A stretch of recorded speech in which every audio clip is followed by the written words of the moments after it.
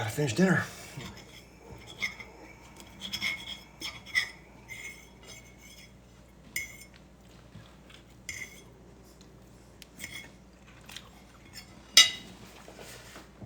Good evening.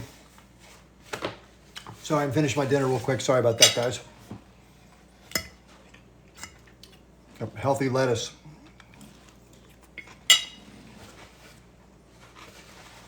Good evening. We have a lot to talk about tonight. Wow.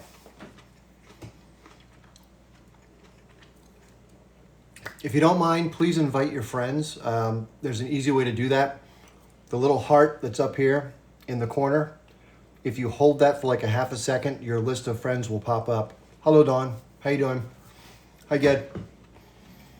Good to see everybody. Oh, Heber Hammer was mentioning me. I've probably ruffled some feathers here and there.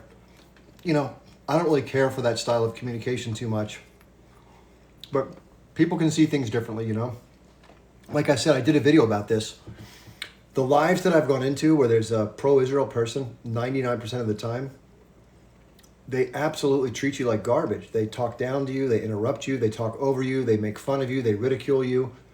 It's not even an exchange. It's just sort of like a whack-a-mole thing. You pop up for 1 second, try to say 3 words, and they just talk. It's futile, is what I would say.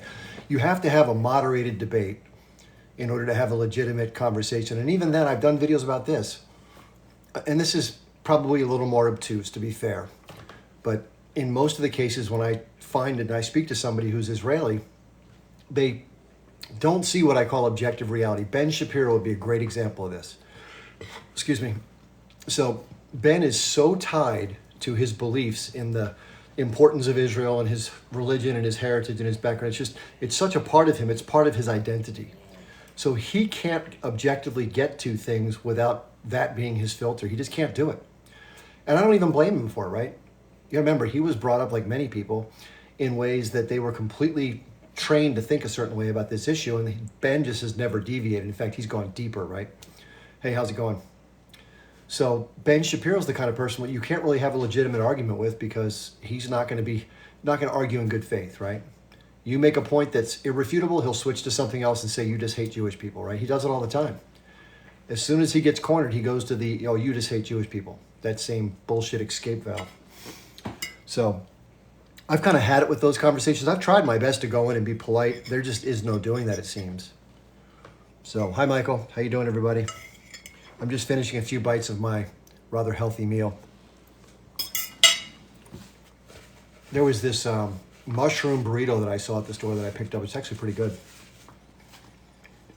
That plus a side salad and some rice is my dinner. Not that anybody cares what I eat, but that's what it is. Hello, everybody. How you doing? Good evening.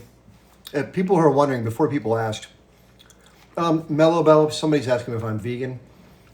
I have been vegan for periods of time. I'm very close to being vegan, but some people say if you're not 100%, you're not vegan. So I eat a little bit of pizza now and again, and I also have some butter. And if I'm traveling and I can't get, sometimes I'll use creamer in coffee because I hate coffee that's black. But I prefer to use oat milk or whatever, almond milk, that kind of stuff. Anyway, I try my best to eat as healthy as I can. I don't do a great job. I have some cookies once in a while. But being completely vegan does take a lot of work and effort. You can do it, right? I mean, I've done it for probably 4 full years out of my life. But some nights you're just like, Jesus, I just don't want to, I just want to eat something quick. And a lot of stuff that's quick is not that great, right? And Chip, you're going to spit today. We want to hear about the difference between UK war and Pali war. I have no idea what you're talking about. But if you want to elaborate, I'll be happy to talk about it. Hey, listen, just as far, a lot of people, when you talk about being vegan, they'll start shooting out things because, let's face it, I wasn't vegan always, and I was probably that way before I became different. It's just the things that I learned about the animal industry just kind of shook me up, like anything else that I've learned, I've talked to you about. It's all the same thing, once you're aware of something, you can't put it back in the bottle. So a lot of people will say things like, oh, I love my steak. Hey, I understand, right? And trust me, just because you switch to a different way of eating doesn't mean that stuff doesn't still taste good to you. But There's a lot of reasons why people do it. Some people do it for the diet, like just to eat differently. Some people do it because of animal concerns. And actually, vegan, just to let you know, as a formal definition, like Semite, vegan means you try to mitigate suffering to the greatest extent possible. That's the overall thinking around it. But then it means you try to abstain from animal products in their total. So you don't support circuses with elephants. You don't support, obviously not trophy hunting or any kind of hunting. You don't support, leather belts or other animal, et cetera, et cetera. So the thing I ran into, I've been around the community, and again, I'm very pleased to see people that take strides to make their lives better and do things that are conscientious. But it becomes like a purity test, and they tend to look down, people at times tend to look down on anybody who's not perfect if they're perfect. So it gets a little bit dicey sometimes. I think it kind of puts people off, so I try to share what I like to eat, but I don't talk about it too much because it can seem militant, right? Now, my family would tell you that's bullshit because when I first went vegan a few years ago, I tried to talk about it, but like anything else in life, you let it be. So, what you gonna vote? Well, I'm definitely not gonna vote in favor of your English, but in terms of the presidential election, if that's what you're referring to, I don't think we have many good choices. We have Joe Biden right now, who's obviously on the way down in terms of his cognitive ability. You have Donald Trump. And man, there's just a lot not to like about that guy. And then you have, if it's possible, Bobby Kennedy, who seemingly is good for reforming some of the industry stuff, but then he's off the reservation when it comes to Israel. I have no idea. Somebody says, what's wrong with vegans? There's nothing wrong with being vegan at all. What I was getting at was some people in the vegan/animal rights movement are very militant and they're passionate, which is good. The thing I didn't like about it was, the way I argue to them is if 100% of people in this society ate the way I did, it would be so much better for animals. There'd be very few factory farms, if any. And, there'd be a lot less sales and exploitation of animals. They wouldn't have to raise and rear as many animals. There'd be less suffering, right? But because I have a leather belt from 1964, I'm a bad person because I didn't throw it away.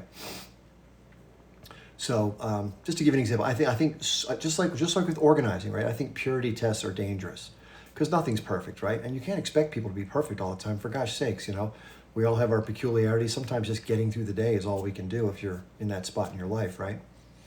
So, yeah, I don't like the fact that we do things like animal experimentation. I understand people justify it. But anyway, I know there's a lot of different points of view about this. I don't want to talk about that too much.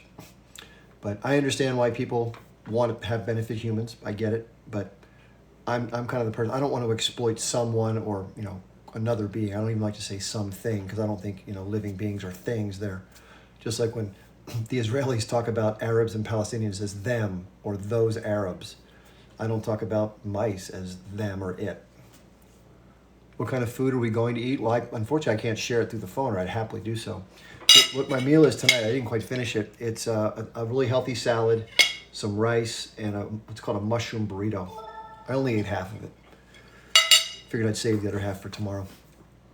Anyway, yeah, listen, nothing's perfect, right? We're in an industrial society. Let's face it, it's incredibly complex. It's got consumption at every turn, production, destruction of nature. It's oozing with problems as far as what it does to the biosphere and other parts of the living systems, right?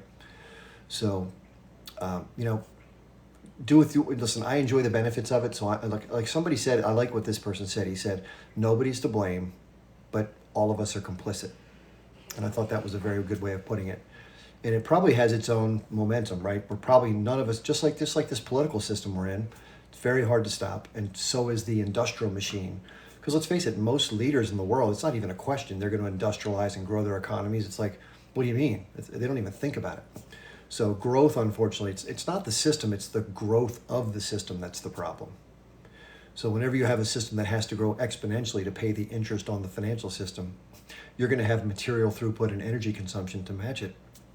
And you're going to have all sorts of fights over the resources as they start to wane, whether it be minerals or stuff you have to mine for, whether it's energy resources or whatever else, water. You're going to have conflict, which is where we're going, right? And we're seeing the beginning stages of it right now. Don't be scared. Somebody says, I'm scared, to be honest. I don't look at it from a scared point of view. I accept it for what it is. Because I know individually, unless we do a massive level of organization to change the power dynamics, both domestically and globally, there's not a whole lot that's going to happen. And somebody says, what is that serenity prayer? It says, grant me the serenity to accept the things I cannot change, the courage to change the things I can, and the wisdom to know the difference. And so I used to stress about this a lot, by the way. So somebody asked about my forehead. I was playing with the dog again. It happened a while back right here.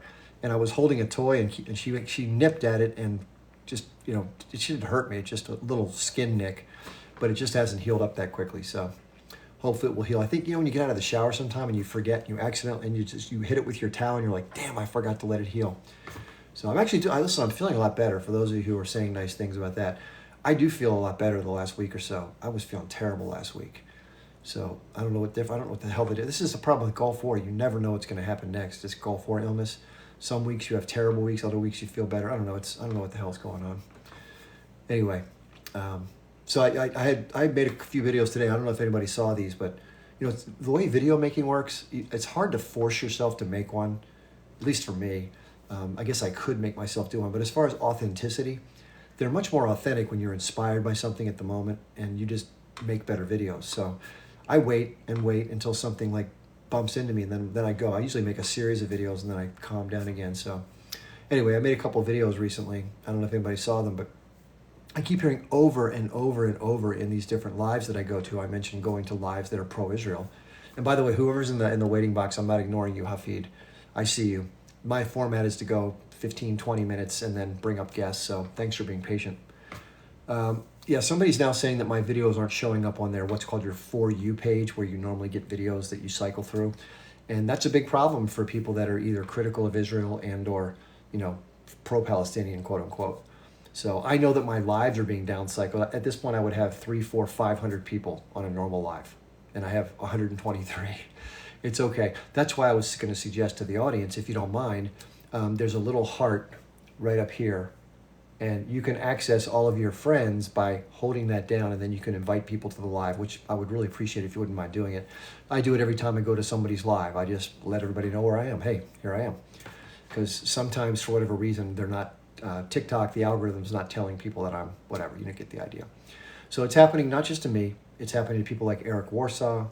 I don't know if it's happening to SoCal Smitty, other content creators like Haley Rothschild, a number of others. Like, it's just the way it is. So rather than complaining about it, because I can't change what TikTok, none of us can change what TikTok's going to do, and we don't even know who's influencing the process, right? So I don't want to point fingers that I don't know where they need to go towards. But getting back to what happens in these pro-Israel situations, I find myself just shaking my head at times. There's just no way to talk your way through these things with these folks.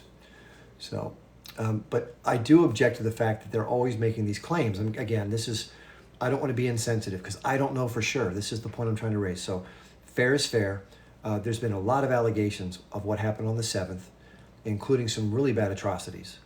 So things like graping and, incendiary of human beings. And we heard about the babies, and we heard about other head things happening. We heard about, all the assaults and what do you want to call it, mutilations or whatever the case may be.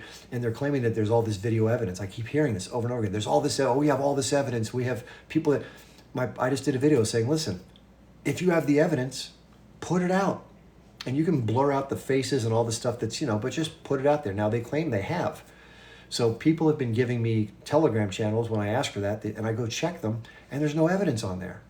There's like conversations, many of which are in Hebrew, which I don't speak, and I'm not going to go through and translate every single one. But I've gone through like thousands and thousands and thousands of posts, scrolling and scrolling, and I don't see any direct evidence of graping, of burning, of any kind of mutilation or anything like that. I have seen videos about the head thing, but it's post-mortem, which is not nearly as atrocious as pre-mortem, right? So again, it may be out there. And what I said in my video was basically, hey, I don't know if it's true or not. Maybe it is true. But if you have evidence of that, please point me in the right direction. And I'm happy to look at it, even though I won't enjoy it. And then I'll inform the audience if that is the case. That's fair, right? But I said, if you're not going to provide anything, put up or shut up is what I finished the video saying. So anyway, I don't know if that's fair or not, but to me that seems fair. Maybe there have been some people, and I've heard of journalists like Owen Jones, who's a British guy who lives in France.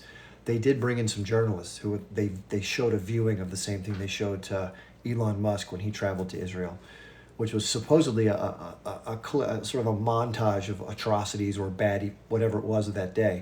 But none of them came out of it saying they saw the things that we're talking about right now. There was one unfortunate incident that Owen described that he thought was, it was something to do with a hand grenade and a father who was in a shelter and his two kids were outside looking in as the thing was tossed in. And obviously you probably can imagine what happened. But that doesn't raise to the level of what the other allegations have been. And so, listen, I have no reason to doubt the sincerity of the people, but it's hard. This is what I said in the video. It's very difficult for me, especially. I've watched this for 30 some years. And if you look at the pattern of behavior by the Israeli spokespeople and the government, it's like the boy who cried wolf, right? If you cry wolf 15 times and there's never a wolf, if the 16th time you cry wolf, there's a wolf, no one's coming out to help you out, right? It's the same old story. We know that old tale. And therefore, I'm not trying to be skeptical, but I can't help but be to a certain extent because of the pattern of behavior. I put some notes in the video. I said, H group uses human shields. That's the only reason why civilians die. We go out of our way to avoid civilian casualties. We have the most moral army. And this is all just bullshit, right? We know it from just physical reality. This is the only good thing that's come out of this, in my opinion, as horrible as it's been and continues to be, is that the sacrifices being made now versus ones in the past, which were relatively unnoticed, are not only being noticed, which is raising awareness to the issue in a big way. That's never been this way before, by the way. There's never been so many people talking about this ever in the history of the conflict. So to that extent, if that was one of the goals, is to draw, they accomplished that, mission accomplished. But also in actually seeing what the Israeli military actually does.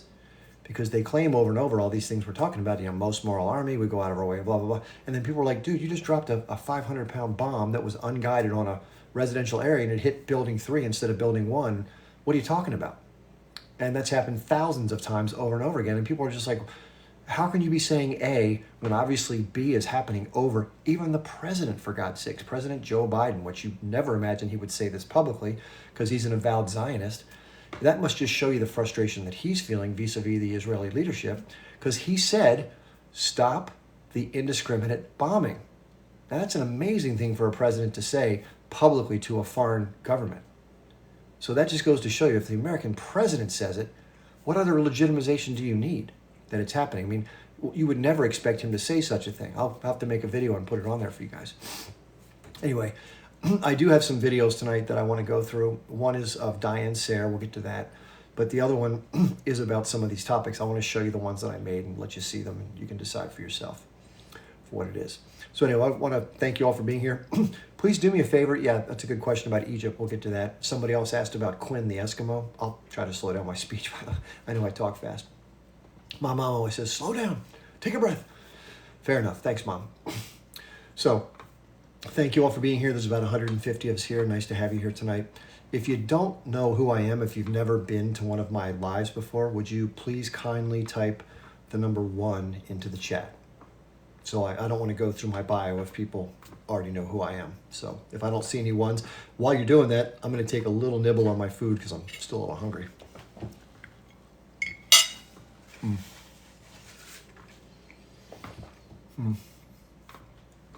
Okay, a few people. And at the risk of offending you with talking with my mouth slightly full,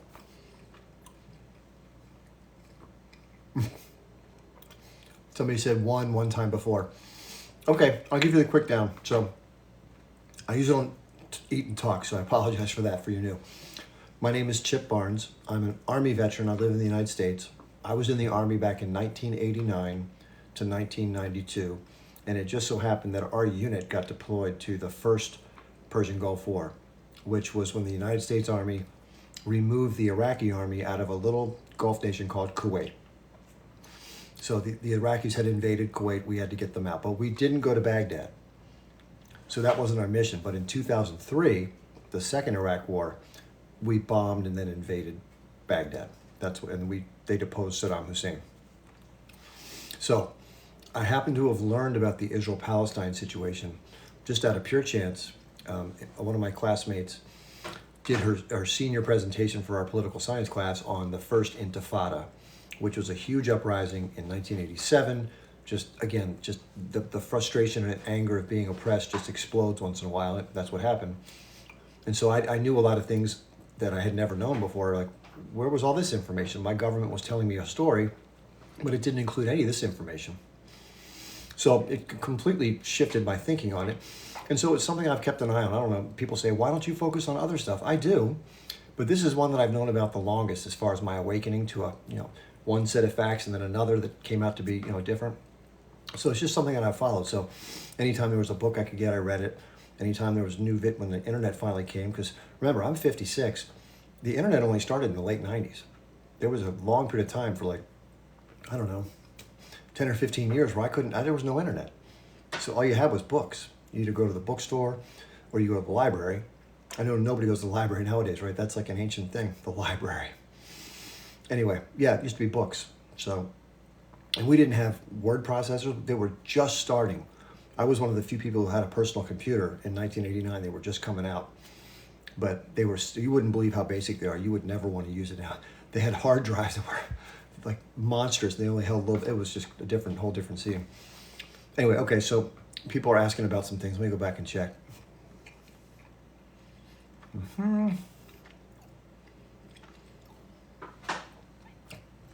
So somebody says, Chip, I'm a vet. Please speak of what is going on here too. You mean the United States, or I'm not sure what you mean by here too. Thinking guy, if you can clarify that, I'm happy to answer.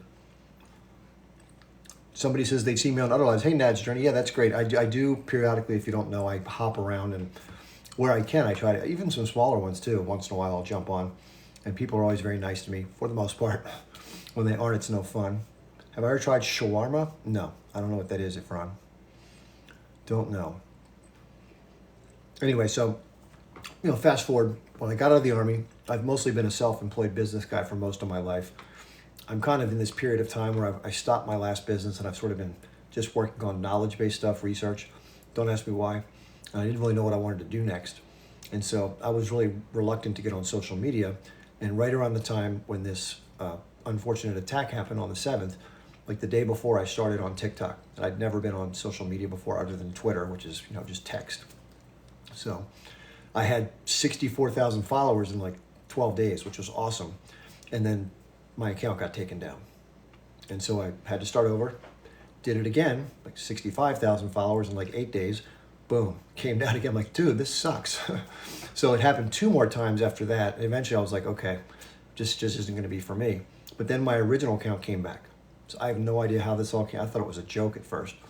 So it's been a weird ride, to say the least. But luckily, since that happened, nothing else. I've been very careful, by the way, of course, because if you don't know, TikTok is a platform where you just have to, we say these silly words like graping and unalived and H group. It's childish, but that's the way it is. So, and there's also certain subjects. There are other subjects that we just can't get into. So, at some point, my goal, just to let you know, those of you who follow me here on TikTok, some of our stuff is going to have to be in a different place, just out of sheer necessity.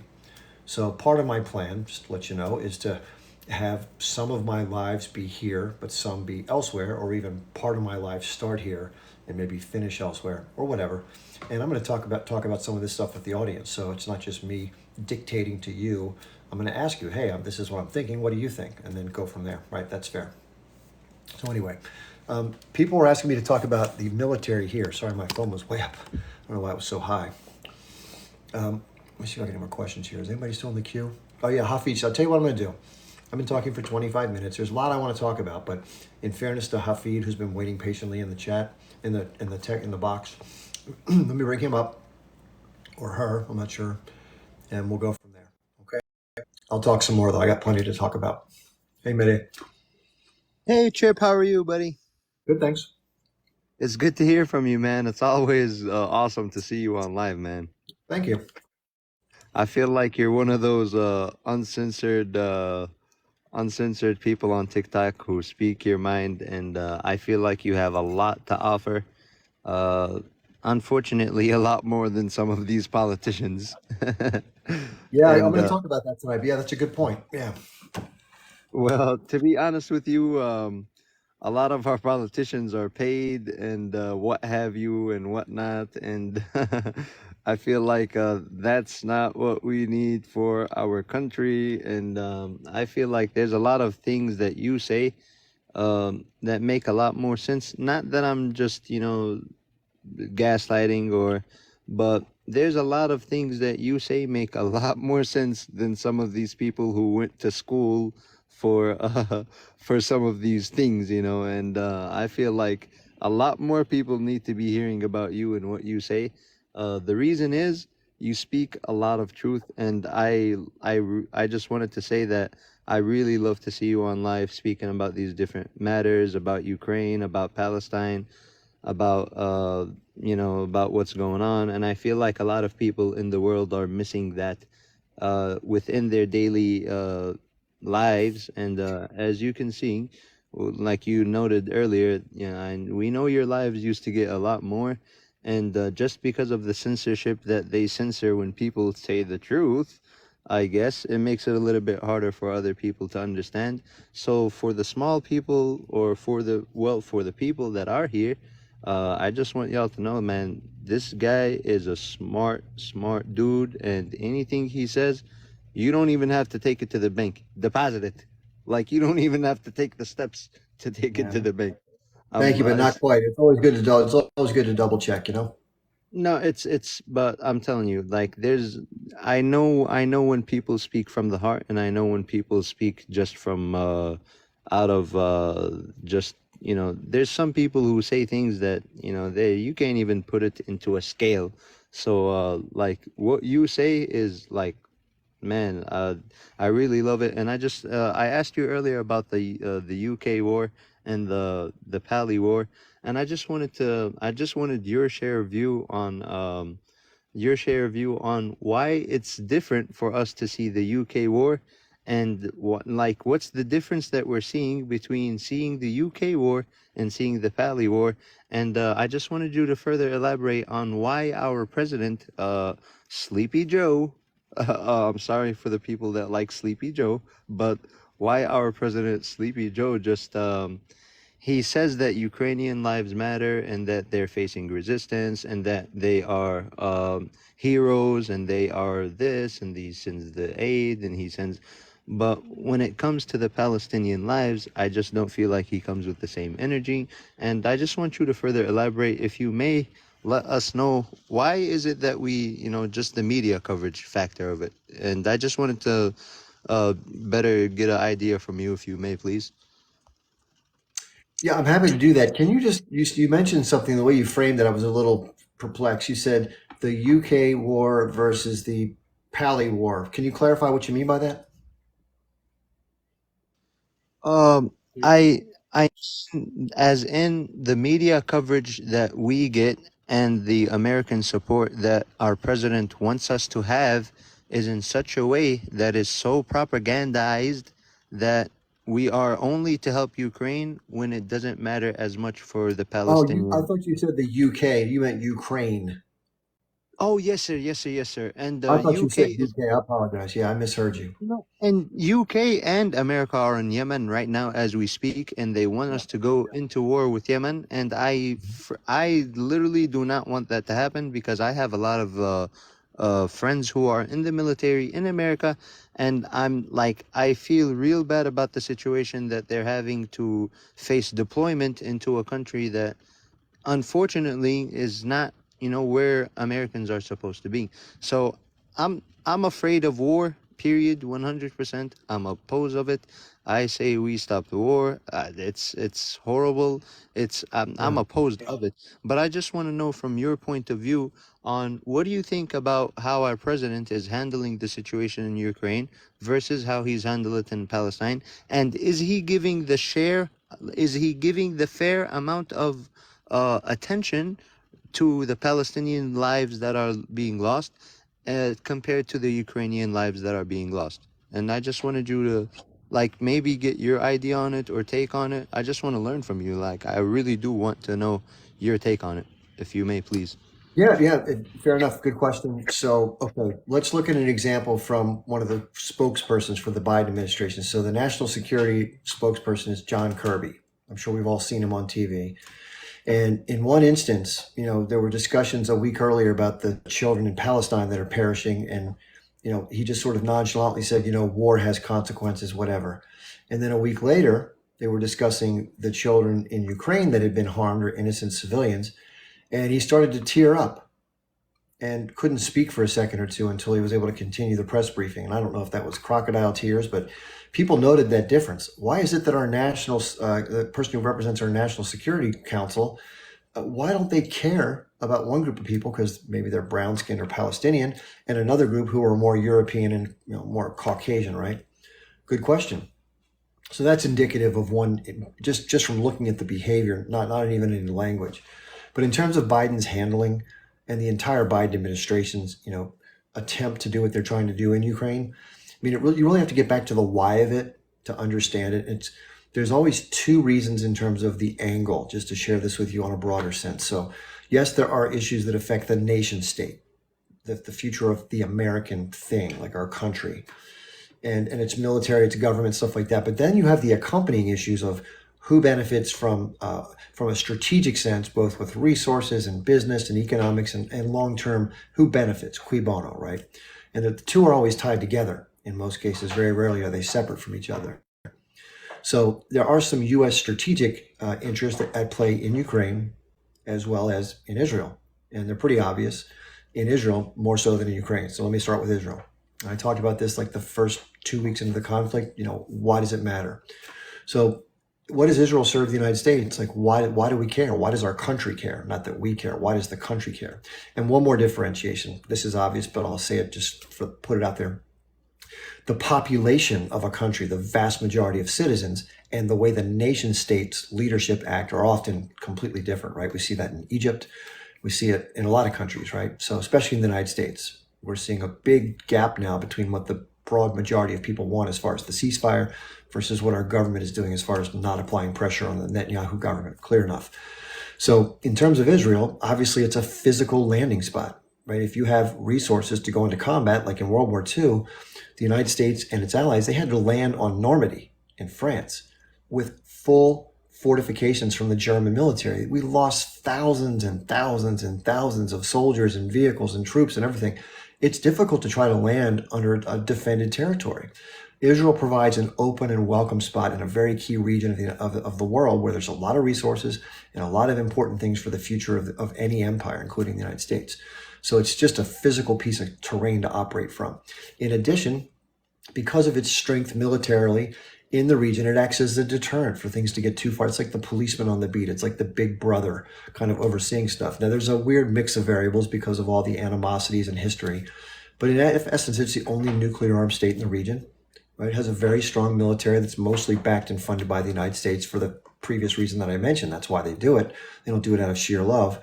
And I would imagine that there's some relationship between those who are in power and also in industry who have positions of power and wealth, and all those things influence all these decisions that go on in general. So without any specific allegations, but the more powerful people have a chance to talk at cocktail parties and stuff gets talked about and things are done accordingly. So that's Israel. But as far as the way they're handling it, I mean, I think it's atrocious what they've done in terms of how they've allowed this to get so far out of control. I think they should have reined it in after the first 2 weeks. But that's me. And again, maybe the influence of the disproportionate number from maybe dual loyalties. Not to question it, but if somebody has citizenship from the country you were born in, but also a country that you have other allegiances to potentially. So if you have American citizenship as well as Israeli citizenship, it does bring up questions. But I don't know for sure, but it's legitimate to ask those questions, right? So we don't know for sure what role that may play in terms of overriding what would otherwise have been a more contained policy. Who knows? So let's get to Ukraine and talk about that. First of all, you have to ask why. We talked about the why from Israel. Why does the U.S. give a darn about Ukraine? How does it fit in?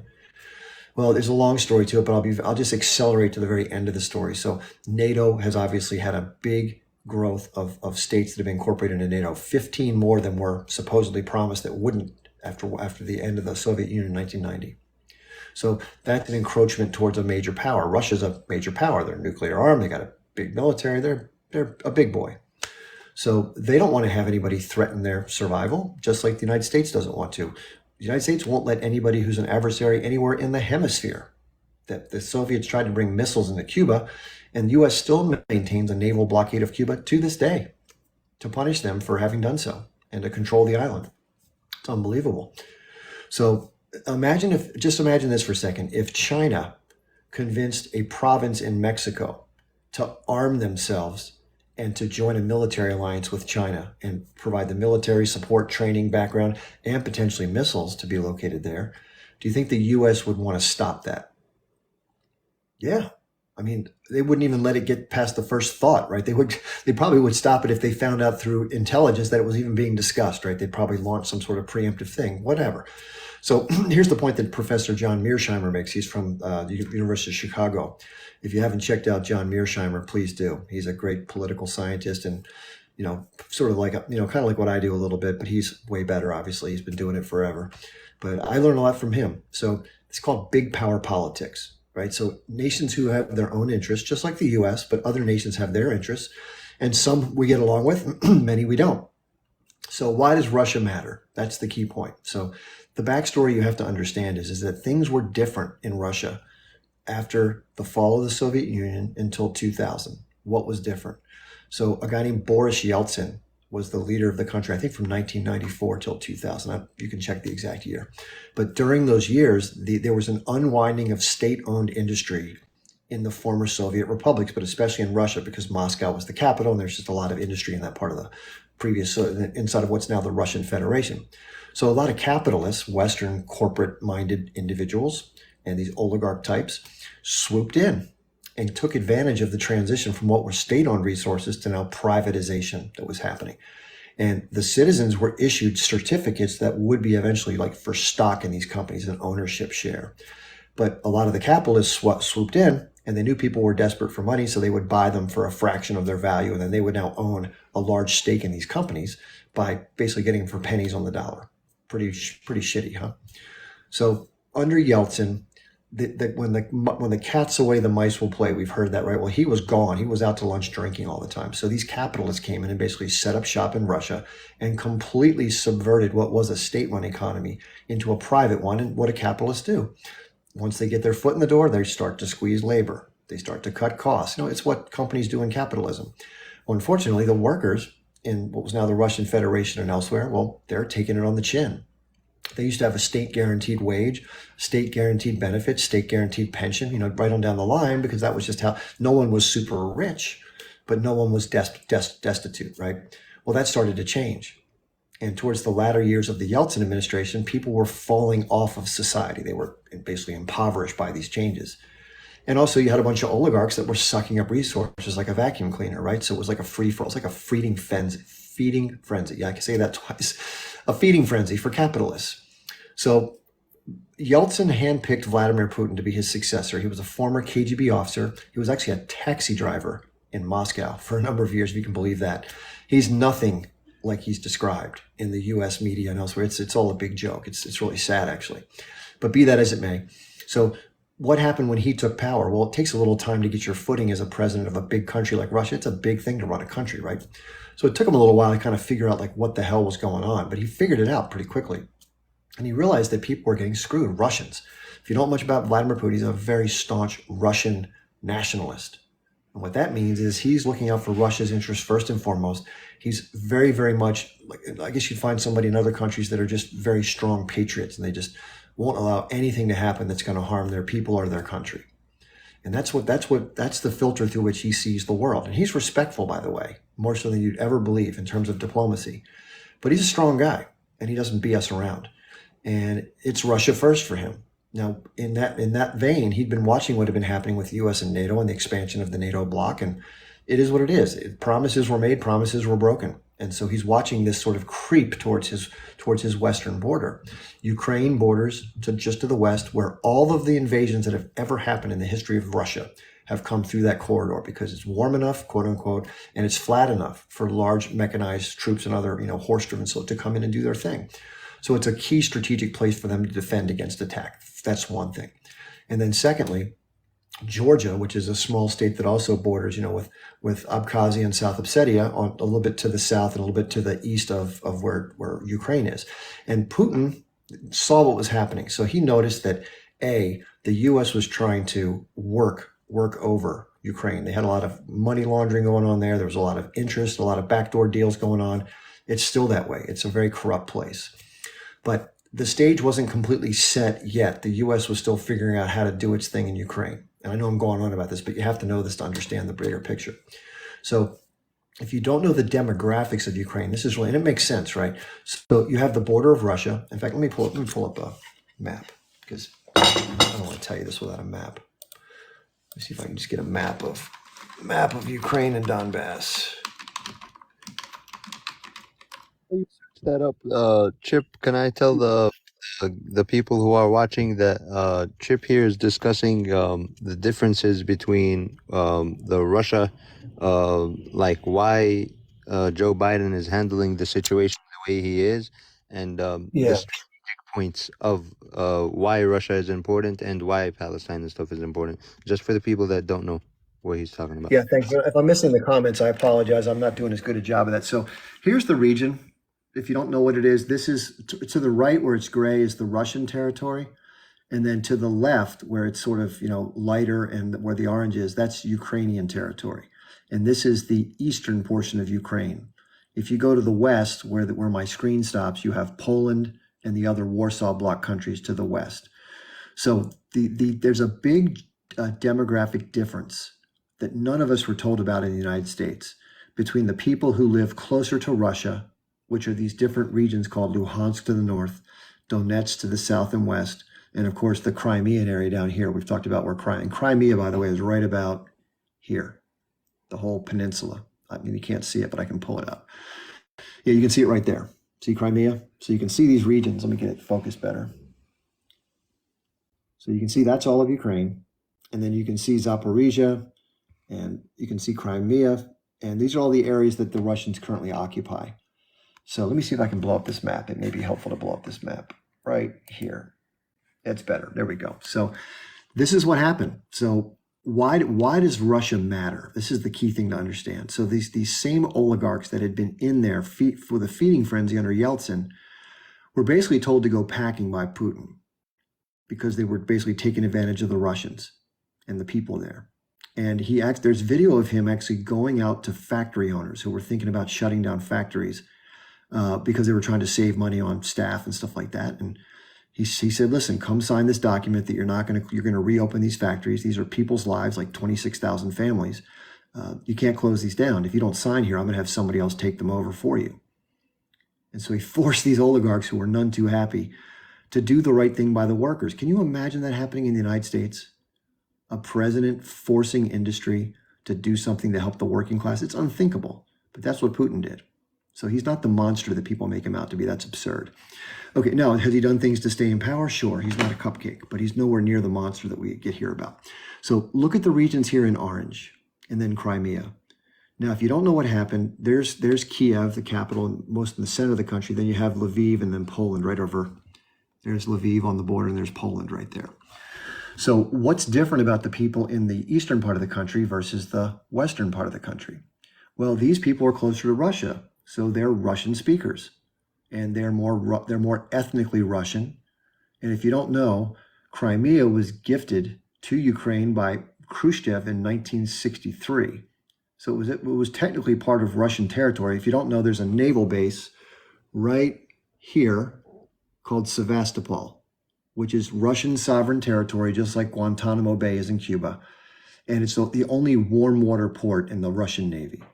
So to them, it's an invaluable resource to them militarily. So it's weird. It was Ukrainian territory, but there were a lot of Russians living in the area because it was, Russian speakers and Russian military people. It's like anything else. There's going to be people that are a part of that same group in that area. So this is why Crimea became a part of the Russian Federation. So if you don't know what happened, in 2014, the U.S. had been arming and working with these rogue elements within the Ukrainian military. They're called the Azov Battalion, the Right Sector, and the Adar Battalion. And these are groups that are infiltrated with what they call neo-Yazis. People always denied they were there because they said that Zelensky was a Jewish person. And how could they have neo-Yazis? They did. They're everywhere in Europe, but they were highly concentrated in Ukraine because of the relationship of a man named Stepan Bandera, who was a Yahtzee collaborator in World War II. And these are the descendants of those groups of people that supported basically, what happened. So they're in the military and they're scattered throughout and they have inordinate power. And many of the top leadership in Ukraine are more sympathetic to these types than they are to their own federal government. I know that sounds crazy for us because in America, the federal government has ultimate power. But in Ukraine, it's not that way. The people that are in the military and these sort of stronger, more radical people, they kind of call the shots. And they're kind of unmanageable people. They're like thugs. And they're useful when you want to have fights implemented by somebody, but they're not so useful when you want to tell them what to do and they tell you to go to hell. So this is the struggle for Zelensky. Zelensky wasn't in power until I think 2017 or 2018, maybe it was 2019. But before that, if you don't know this, there was a military coup that removed the democratically elected president, Viktor Yanukovych, who was in the capital in an area called the Maidan. It was a big square where there'd been protests for months and months, trying to force the government to move more to a connection with the Western countries and the Western financial system to join the European Union. And of course, Russia had a deal with Viktor Yanukovych to help them grow economically, which, by the way, there was a deal set up with the Europeans. But what happened was, at the last minute, Yanukovych, who was barely elected by the people from the East here, he decided to go with a Russian package, which royally pissed off the US and the Western Bloc. So with that going on, they decided this guy's got to go. He's too friendly with Putin, and he's not doing business with us. We're losing control of this key asset. So what did they do? They orchestrated by Victoria Nuland, the Undersecretary of State for the region, and Jeffrey Pie, who was the ambassador to Ukraine, are on audio talking about who the new leadership were going to be 3 weeks before the coup happened. And it happened in 2014. So what happened was there was a bunch of these radical types I mentioned earlier that were in the square.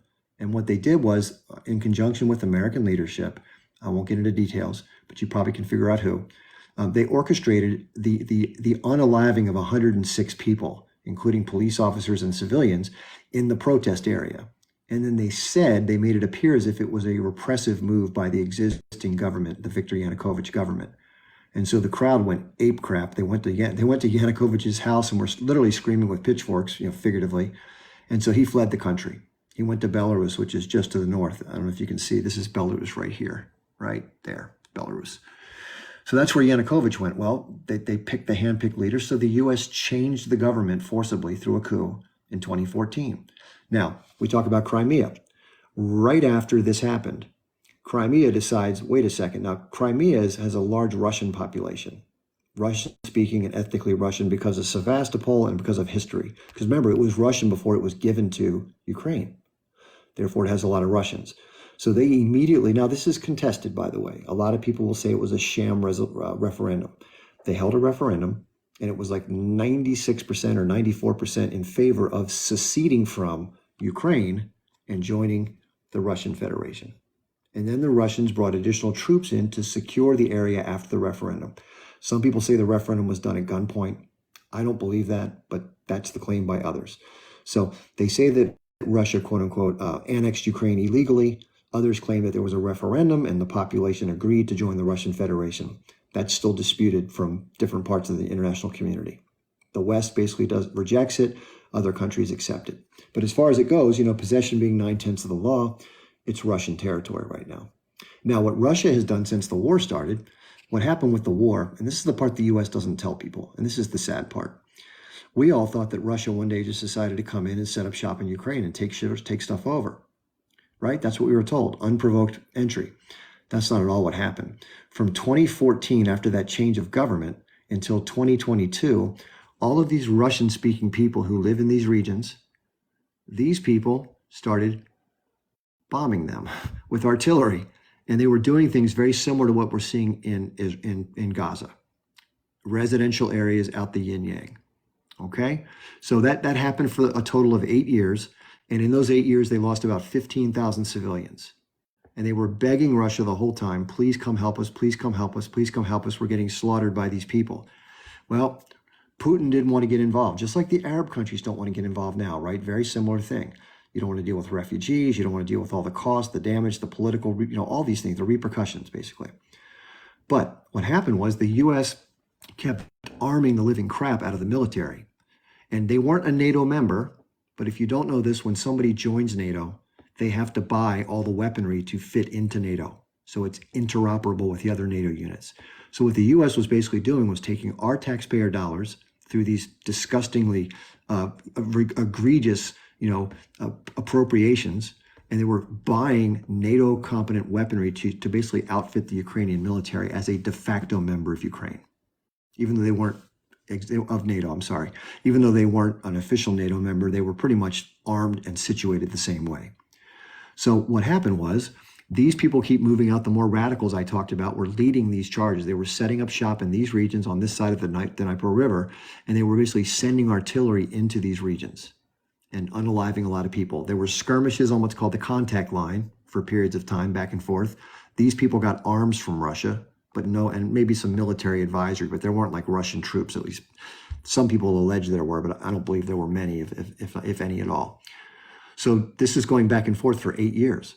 So meanwhile, the U.S. is continuing to arm and push and arm and push and arm and push. And Putin in 2000, I think it was 2009, watching all this happen, I'm sorry, in 2016, watching all this happen, said, hey, something's got to give. This is not working, right?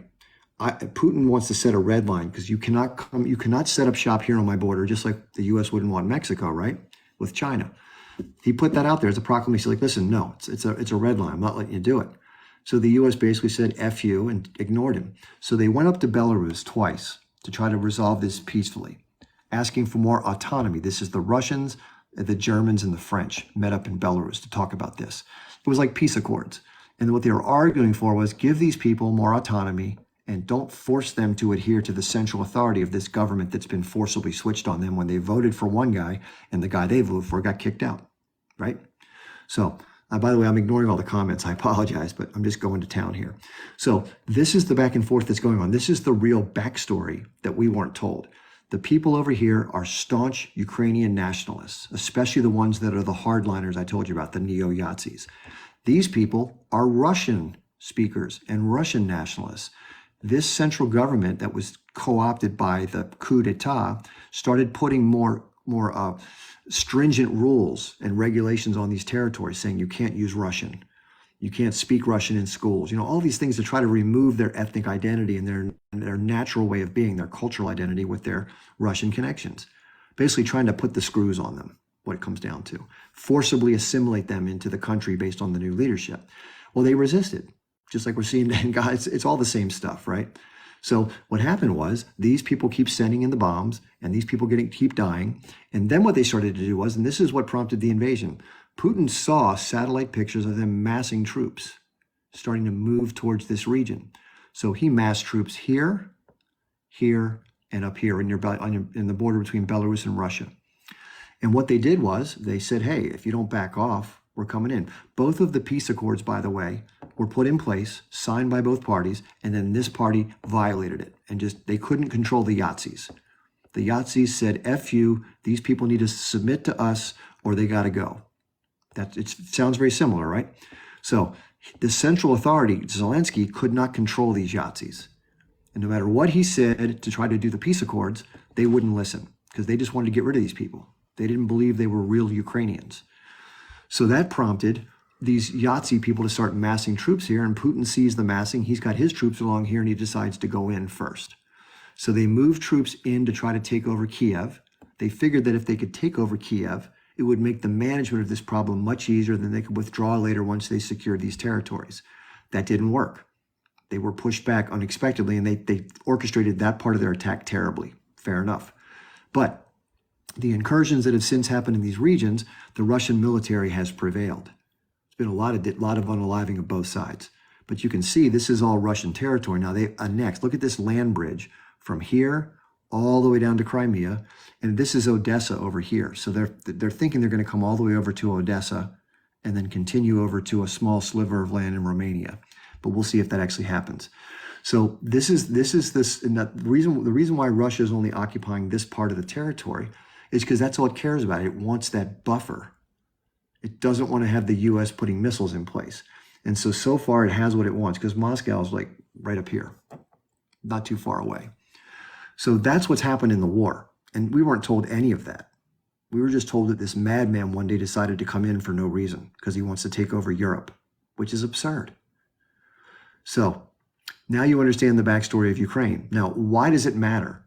Well, the U.S. wants it as a strategic pawn in its NATO / de facto NATO, positioning for its military and its alliances. And obviously Russia doesn't want that. for their reasons. But the economic reasons that are in play, Russia is incredibly resource rich. I mean, it's the biggest country in the world by magnitudes. Let me just look up a Russia map and I'll show you this. And I'll be done soon. I'm sorry if I'm rambling. And if anybody's in the box, I'm not paying much attention to the live. So Russia is huge. Let me put Russia map. It's massive. Now, Russia has more resources than probably the next 30 or 40 countries combined, natural resources. I mean, look how massive this place is. Look how big it is. Look at the landmass of Russia. Here's the western part. We're looking at Ukraine, and then here's all of Russia. Look at this. Look how big it is. Look how big this thing is. It is massive. And there's Alaska right there. So that's where the Bering Strait is right there. So think about all the resources, the timber, the oil, the gold, the minerals, the fuel, the natural gas. It's massive, right? So what do you think those greedy capitalists want? You think they want to have the Russians nationalizing their industry and letting them run the corporations? Or do they want their greasy, grubby hands on it? Right? So that's the whole beef with that part. So let's zoom in a little bit here. Of course, we got the region here. So you can see where they are in reference to the Middle East. Sorry, I'm doing it well. So you can see that here's the sea and here's Ukraine. This is the Sea of Azov right here. And so this is the Caspian Sea by Iran right there. Sorry. And so basically, this is the strategic nature. There's Belarus. I told you that's where they came in from for Kiev. That's where they had the peace agreements up there. So right now, what Russia's doing is defending its interest here and then down in Georgia down here. That's what they're doing. They're defending against aggression by the Western Bloc. Now, the Western Bloc will claim that Ukraine is a sovereign nation. They can do whatever the hell they want. Well, you could say the same about Mexico. Why can't Mexico have Chinese troops in there? Well, that's ridiculous. The U.S. doesn't want to have Texas be 5 minutes away from Chinese missiles. Well, neither does Russia want to have Ukraine being a U.S. puppet on its border. So that's why they fought. Okay? And it's still going on. And it's a proxy war. Now, you got to remember, there's some other interest at play, too. I've given you most of the general interest, but let me explain one more. And this is the gross part. I'm going to reverse this really quickly. Okay, flip the camera. I know that's a lot to take in, but now, how did I learn all this stuff? You're like, that's a lot. How'd you learn all this shit? Well, you got to study it. It's hard to get to this. You have to actually look around a lot for this kind of stuff. You just can't get this from watching the news or going on a regular website. In fact, the U.S., this is the crazy part. Much of this information got completely sanitized from the internet. You think that only happens in China, right? But try finding information about this. Just go do some Google searches. Try to dig for this. You're not going to find it. So there's other ways to get it, but you just have to know where to look. And that's another conversation. So what is it? Where does it stand now? Well, there was a miscalculation by the American government. Whenever military equipment is being sold and U.S. is allocating money to a country, this is the other, I've talked about this before. So for those of you follow, you know this already. But so the bottom line is, when you allocate money to a conflict, it doesn't, quote, go to the country. Like $14 billion doesn't go to Israel. It goes to weapons manufacturers, who then sell and supply the munitions, the equipment, the maintenance, the machine, whatever it is. All that military gear gets sold by a U.S. or British corporation. The money goes from the sovereign nation state, the treasury that you and I have to pay back on the credit card, to these companies, most of it. Some contractors on the ground, some of it gets skimmed, but most of it goes in terms of ridiculous profits, obscene price gouging, because it's a war effort. No one's going to double check. The Pentagon never gets audited, right? It just kind of goes into the ether, and they have all the money in the world for that stuff, none to help people in Hawaii, right? That whole thing right there. So these companies make bank.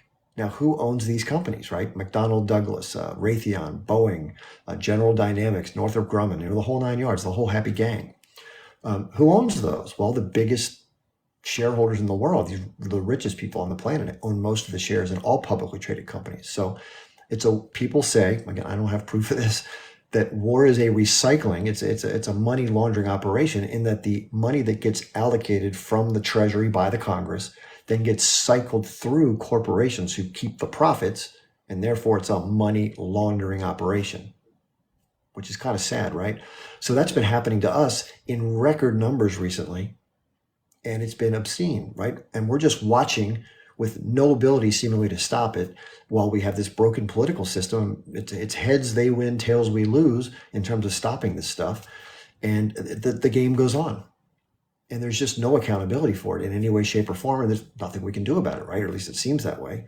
we're going to be going to the polls again in November of 2024, and we're going to have to vote for somebody, Trump, Biden, or whomever, and different people for Senate or Congress.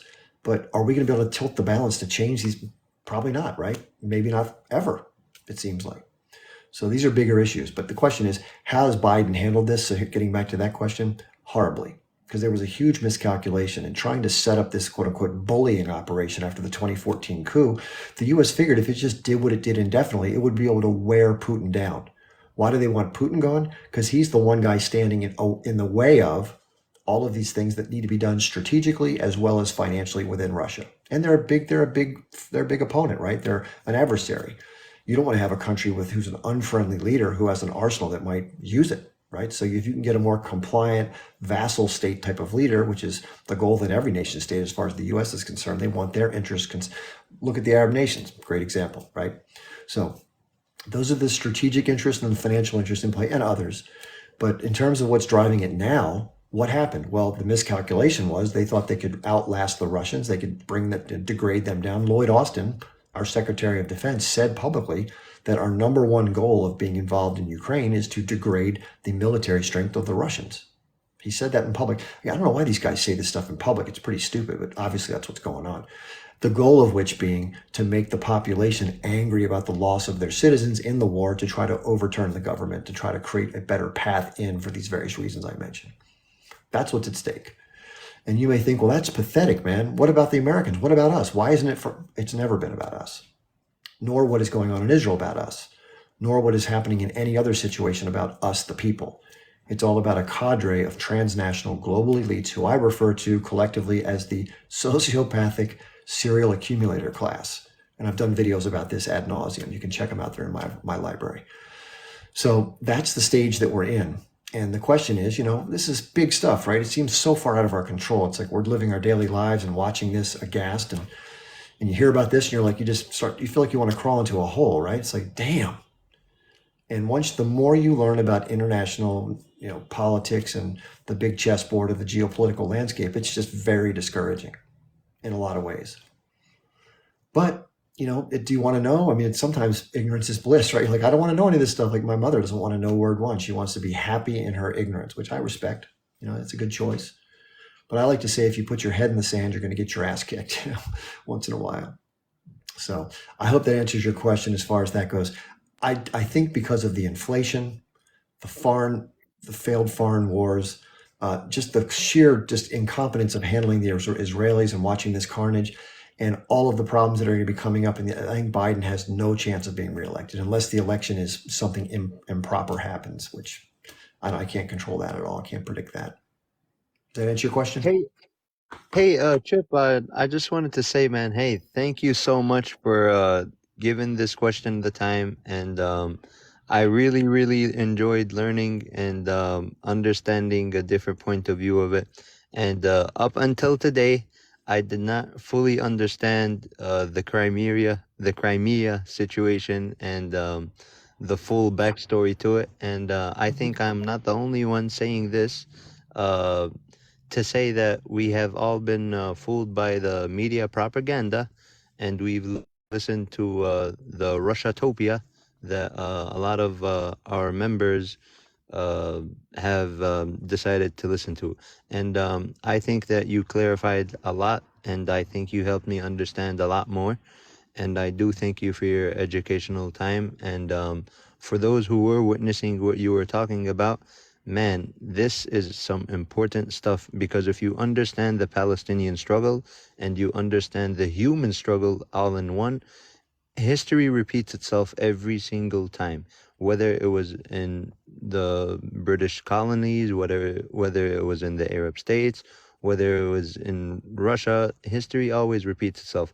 There's nobody just takes action unless that there's a reason for it, and a lot of us are quick to judge without knowing the full balances of it. And I think that you clarified a lot more for the viewers who got to see the explanation for why Putin is doing what he's doing.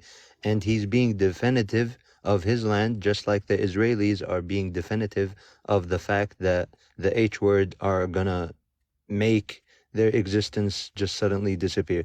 So if they want to tell us that Putin is a dangerous war criminal, then I think that it's only fair that BB gets the same treatment, and that's the point I was raising, and you clarified on why that is actually the point, and it just goes to show that Putin is not actually the war criminal that everybody puts him out to be. He felt threatened. We remember the Cuban Missile Crisis. We remember what happened when Russia put missiles in Cuba. We all had a history lesson on what transpired. America was upset. America put missiles in Europe. America put missiles towards Russia. And what did the Russians do? They took all of their Russians, all of their missiles away from Cuba in response to the kind of pressure. So it's the same kind of pressure, it's just a different day.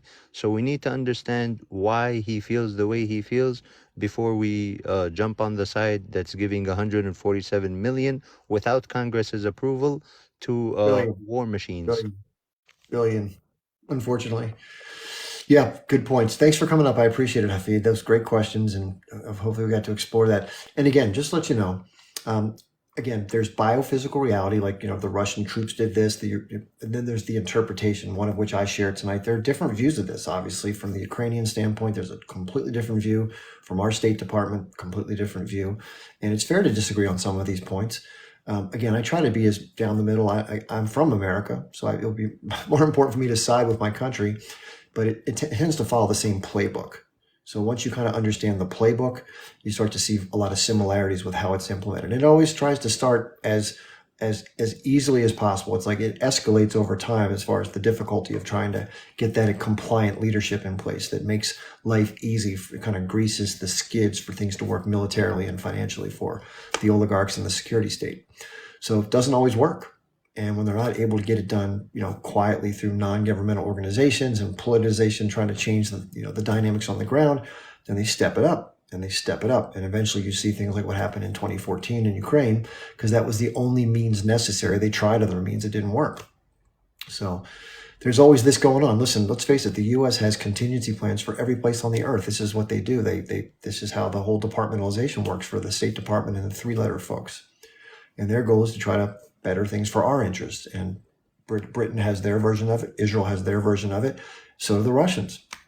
So everyone's got their interests, and it's unfair to hold them to a different standard, right? Why do we have an interest in our hemisphere? They can't have one in theirs. So anyway, just fair thing. So just want to let you know, some people came in midway and said, oh, did I miss the Ukraine thing? Don't worry. This is going to be recorded and it's going to be uploaded to my YouTube and my Rumble channels. So this is a good time to mention, for those of you who don't know, I have a number of different social media outlets, typical stuff, Twitter, Instagram, the whole nine. So among them are YouTube and Rumble. Rumble is a different version, but it's similar to what YouTube is, places for videos and stuff like that. So I upload it to both because some people prefer one or the other. Anyway, Rumble has a lot less censorship, just so you know. That's why it's probably where a lot of us have to end up, just because we keep getting bounced.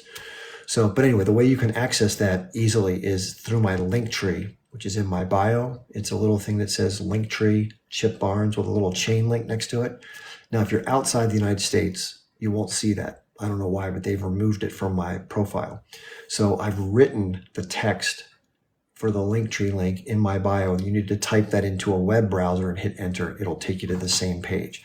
Where it lands you, either way you do it, is on a page with a list of things on it, among which at the top are my social media links. You'll see the icon for YouTube and Rumble. Just click there. It'll take you there. Subscribe, and you have access to everything you want. So my other social media, just to let you know, on my Twitter feed, I have a tweet, a post at the very top that's pinned, and it tells you all the people that I've found in my journey that I find helpful in terms of being objective and not co-opted by the mainstream or the money system. And, the best people I've been able to find so far, from whom I've learned a lot of this stuff that I share with you. People like Scott McGregor, Scott Ritter, Colonel Douglas McGregor, and others. And there's different names on the group. I've learned different things. A lot about Palestine for people like Abby Martin and Aaron Mate, Max Blumenthal. Lots of amazing people. This is where you find some of this stuff out that you can't find if you Google it. I don't know how these guys find it, but they do. And I'm like the person that never gets it first. I always say that, but I'm an analyst, and so I pick it up and piece it together and try to put it together for you all. So go to my link tree. In addition, what's on there, which is kind of cool, is we've created a number of Telegram groups. If you don't know what Telegram is, it's a free messaging app in the App Store or the Google Play Store that allows people to communicate sort of discreetly without, the three-letter people messing with you as much. So you can share things like photographs and videos that we can't put here, but you can see them. And there's some channels that are set up there, if you don't know this, that are read only. Like there's one that's I Own Palestine. That's one of the ones that I get some of my information from each day. I check it daily, and they do updates as things occur. Things drop from the sky, and they update you with photographs, videos, and descriptions. So the cool thing is, not cool. It's helpful that you get it immediately off the ground. And this is the part of social media we talked about as far as how difficult it is for the Israelis to maintain their narrative when people like me and you can go to Telegram, which they can't control, and we can see what's happening on the ground, right? But even apps like TikTok and Instagram show enough of it that people get the idea of what's actually happening, even if we don't get to put everything. But you get the idea. So in addition to the Telegram groups, by the way, we're talking about these systemic changes that need to happen because the Congress is so messed up and it's so hard to get past the money and stuff. Well, people are talking about this. I'm not some genius that's thinking about it myself. There's a lot of people that have been thinking about this for decades. How do we overcome these obstacles? Well, there's a group on my Telegram list that says Action for Change with the number 4 in the middle, Action for Change. So check that out. If you're somebody who's curious to learn more about this, I think it's fascinating, and I talk about it a lot. We don't have to get into it now, but and there's another one called Palestine in Focus. So these are just different messaging threads. People get in there, they talk, they post stuff. It's cool. You're a part of the action, basically. So the whole idea is to advocate. We want a ceasefire. We want to get people the aid they need, and we want to rebuild, and then we want to have dignity, freedom, and a separate solution of some type that works for everybody. So we're at that first step. Anyway, and then in the bottom, if you so choose, if you like my style, you want to support me, I'm down for that, please. I do this full time now. I don't have any other source of income. I do a little Ubering, which I did today. I made $28. Good for me. About an hour for $28. Anyway, but if you want to donate, I have a Patreon, which I'll be doing some work on in the next couple of days to get it. But right now it's just $5 a month. So it's not a huge amount, but any amount helps me. Just to let you know, there is a way to give here in TikTok. There's a gold star somewhere at the bottom that allows you to become a member. But here's the rub. It's unfortunate. And I'm almost done. TikTok takes 70% of whatever gets donated. They keep that, and then the content creator gets 30%. So I think that's a little steep, although I'm happy they're making money. Good for them. So if you do want to give, please, if you can, do it on the link tree in one of the links there. It's PayPal, Cash App, Venmo, Zelle, and then of course I mentioned Patreon. Okay, so that's what's going on with that. I do record these, so they go up usually within a day. I'll probably have this one up tonight because sometimes if I have time, I do them right after, but sometimes I have other work I have to do. So I want to focus on questions and guests. I've done a lot of talking. I apologize for that. Let's see, we have Anonymous here that wants to talk. Let's get Anonymous up, and we'll see what other questions we have. Hi, yeah, I guess I wanted to talk a little bit about the Afghanistan war that happened. It started in 78. Excuse me, I have a sore throat. And then, it was kind of, I don't know if you agree, because you have so much knowledge on this. So it's more of like a discussion with you than me just rambling here. Mhm. But I feel like because the US and Russia were kind of in a Cold War situation at that time, what ended up happening was that Afghanistan kind of became like a proxy war. And I think this was the first time that Russia had entered another state, correct me if I'm wrong, in their military expansion. And I know that a lot of the Afghan war started internally with their far left, as well as their, militant combatants who were more Islamic. And then the US backed the Mujahideen at that time. And this led to, of course, the reason I'm bringing all this up is because the unrest from the Middle East, and this now I'm talking about Central Asia, it just is like a ripple effect that's been going on. It's everything is entangled and everything is interconnected, right? I hope I'm not going too off topic here. No, I just want to correct one thing, and that is that it was the conflict that happened started in 1979. It was the Soviet Union, the USSR, that invaded Afghanistan at Yeah. that time, and then the US started funding the insurgency, which was called the Mujahideen. hmm That was the proxy war. Yeah, but what happened was that there was an internal conflict that began in 1978 between the anti-communist Islamic guerrillas and the Afghan communist government, which was obviously backed by Soviet troops. So that's how we had the Mujahideen being supported by the US. But I almost feel like, and I know this because my dad used to work for the US government, and he worked for a program that was used to get rid of mines that were left in Afghanistan. And some of these mines that were Soviet created had, I'm trying not to say the B word, booms that were like shaped like toys. And Wow. so it was such a terrifying time. And I'm just afraid that when the dust settles on what's happening in Watermelon Land, and I just don't know, because see what I'm trying to say, I guess, is connecting the dots between what's happening is that it feels like all of these seems to echo this neocon agenda, which is emblematic of a crusade, like go to a country, cripple its economy, dismantle all the institutions, get rid of the infrastructure, destroy the universities. Al-Aqsa was destroyed 2 days ago, the last standing university in Watermelon Land. And so I'm just wondering here, and this is a question to you because I have to go in a bit, but I guess I wanted to ask that question. Like, it just seems like this old Rumsfeld Cheney 1980s, 1990s neocon agenda is slowly being carried out. And it just seems like it's undeniable. Libya fell, Iraq fell, Syria fell. It's like, unless you're Saudi Arabia, which is very much like, yes, ma'am, I will stand in line, the US, to your economy and bow down to you. It's basically like, all right, you're going down, like Gaddafi did in Libya. Anybody who opposes the United States, it's like, bye. Yeah, you're right about that.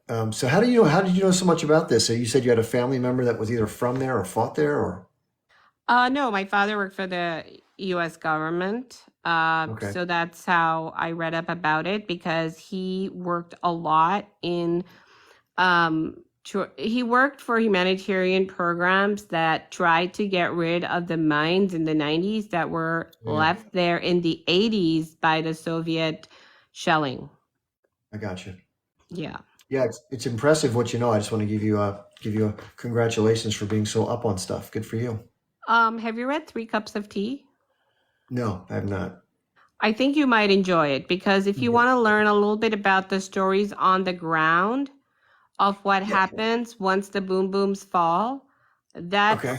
that book practically changed my mind, changed my life, and it made me then go ahead and read a ton of content about that region. And now I'm kind of making a list to learn more about, Watermelon Land and the history Yeah. of that. But I have to say that the Crusades, it just seems to me, so just a little bit about me. I used to work in media. Now I'm a filmmaker. And I Okay. think we talked before a little bit about media, and changing that and organizing. And what I've learned is that, unfortunately, a lot of the stereotypes in media that still exist against Arabs and Muslims, they come from a long line of brainwashing, and not necessarily on purpose, but for the Yeah. lack of a. Oh yeah, I'll give you a specific example. Do you remember the comic books by Herzog called Tintin? Yeah, I do. And if you ever see one that was called Land of Black Sea or something, Land of Black Gold, there's literally images of people that are trying to pray being kicked in their backsides. There's so many offensive images in there, because I have Muslim friends, and I've lived in Arab countries, so I know the culture a little bit because of my dad's work.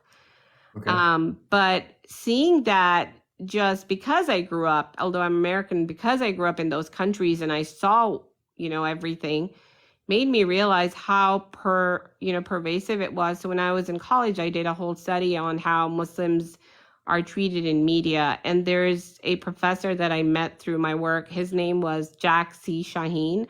He was a Arab American Lebanese Christian professor who recently passed away, and he studied 1,000 Hollywood films, and he wrote a book called Real Bad Arabs, Right, REELBAD, real. Yeah. Real Bad Arabs, and that's an excellent book. Highly recommend. But Well, circling yeah, back, obviously. go ahead. Do you think that there was a relationship between how the 9/11 narrative worked vis-a-vis what you're talking about? You mean relationship to Afghanistan or the Crusades or just the agenda of No, neocons? no, the goal to make people like Muslim people the enemy or to disparage Muslims. I think that we as in military industrial complex always need a boogeyman. You know, if you look at the 1920s, it was we hated Jewish people. Then before that, we hated, Chinese workers and Japanese workers. Then after that, before that, it was the Irish. We always need somebody to hate. And I don't think it's just America, it's everyone. Everyone needs a boogeyman. You know, Yeah. it's like parents telling their children scary stories so that children don't go running outside in the yard, right? It's that fear. Human beings are pretty primitive, I think, and it's fear that drives us Yep. to this lizard brain in I like we agree. don't think sometimes from. Sorry, go ahead. No, Oh, you're talking so. yeah, I think it's the fear. It's the lizard brain fear that propels us. And if you look at the collective trauma that is on our spirits, they say that it takes 10,000 years for fear. So if our DNA has an echo, an impression, and it takes 10,000 years for that trauma to be completely erased, all traces of it. So if there's an instinct of fear by fire, it's because one of our ancestors experienced that burning. If we are instinctively afraid of snakes, it's because one of our ancestors died. And they did studies, but going back to the topic at hand, because I know Real I'm quick, going off just topic. try to summarize in the next minute or so, if you could, please. Yeah, I'll just make it brief. I guess what I was trying to say is I think that this idea of crusades in my studies led me to studying literature and paintings that were done by Westerners, and this filters down to current day media. So people who study the humanities become the reporters, the writers. They are the ones who become the tools of Netanyahu. They're the ones who say they're liberal, but they're the ones who are telling the one-sided story of Izzy and Watermelon Land. And what they're doing is pro the other side because that's all they know. And I think if you look at what they study in college, the results are clear. It's always something that is from the past, which is anti-Muslim and anti-Arab, and that's why it's just easier for us now in the media to justify. And when I say me, obviously not me, but just the way that they're doing right now. So I'll wrap it up. Sorry to ramble here. Just wanted to hop on and say my thing. Thank you for sharing what you shared. I think it's interesting that that doesn't get brought up much about the Soviet era invasion of Afghanistan and the U.S. proxy war funding the Mujahideen, which eventually drove them out. But then the Mujahideen became our adversary. It seems to always be the case when you create one resistance group and then they become your resistance to deal with. It's interesting stuff. That was helpful. Just one more second. I want to mention one more thing. I mentioned my link tree, but I forgot to say something and I feel badly. So we all know people in Gaza are suffering horribly. They're displaced. They don't have their belongings. So they're having to find whatever they can to survive. So in keeping with that, I came around some folks from one of these groups that I put on, I told you about Telegram. They contacted me. It was a group of women called Women for Palestine. And they found a clothing manufacturer among them who has a garment company in Egypt, in Cairo. And she has been delivering clothes that have been funded by donations from people like us. And she does it at her cost. So she doesn't make any profit. She just takes whatever money she gets and she gets things like jackets and shirts and undergarments for women and other things like this. So it's an important charity. And I forgot to mention the very first link at the top of my link tree is a donation link for their GoFundMe. And in addition to promoting it, I made a pretty sizable donation recently. And if you're able to, whatever it is, it's all done in pounds. It's through a British website, euros.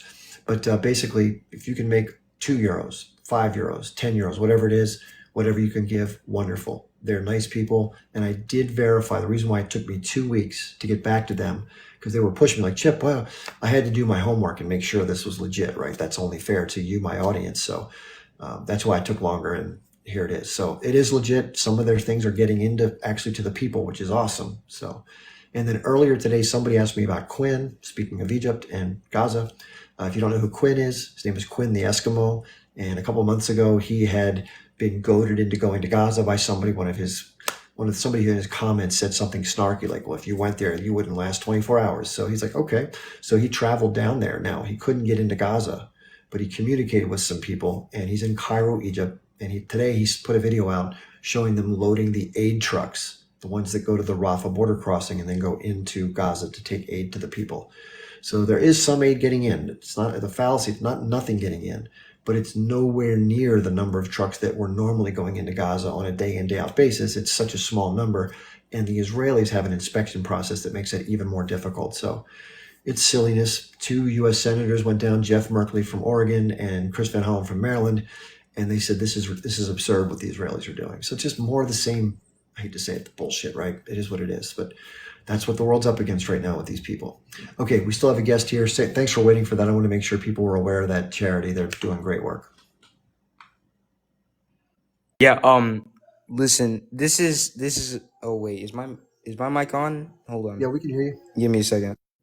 Okay, so there's 2 things I would like to say about Biden in this situation.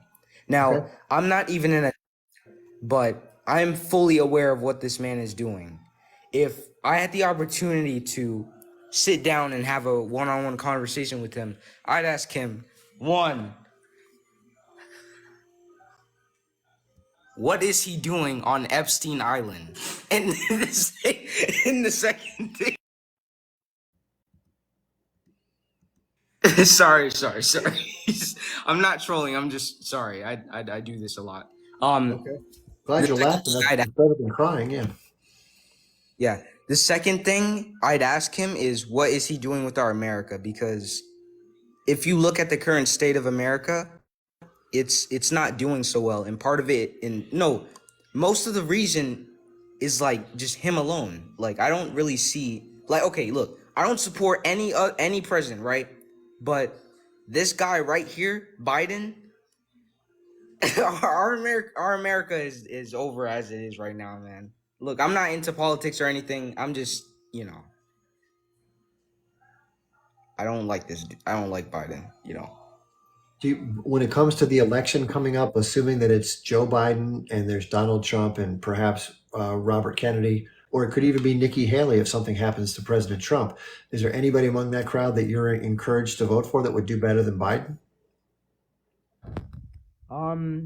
Well, I mean, okay, I'm gonna be honest with you. I didn't really come on here to say many things that made sense, but what I'm gonna say is, the competitor I would prefer to win over Biden is probably Trump. I mean, I don't have a problem with the immigrants, coming here, but I also have a problem with, oh, okay. Okay, well, thanks for sharing your point of view. Go. Thanks for coming in. I appreciate you with whatever angle you wanted to contribute. It's a different type of guest, but thank you for being here. Interesting. Listen, let's face it, not everybody follows politics. In fact, probably most people don't follow politics that closely. Like, they understand the basics, but we're the exception. We're down in the weeds really doing the work here. So, okay, we have Freedom Philistine who's here. Let's see what he has to say. How are you doing tonight?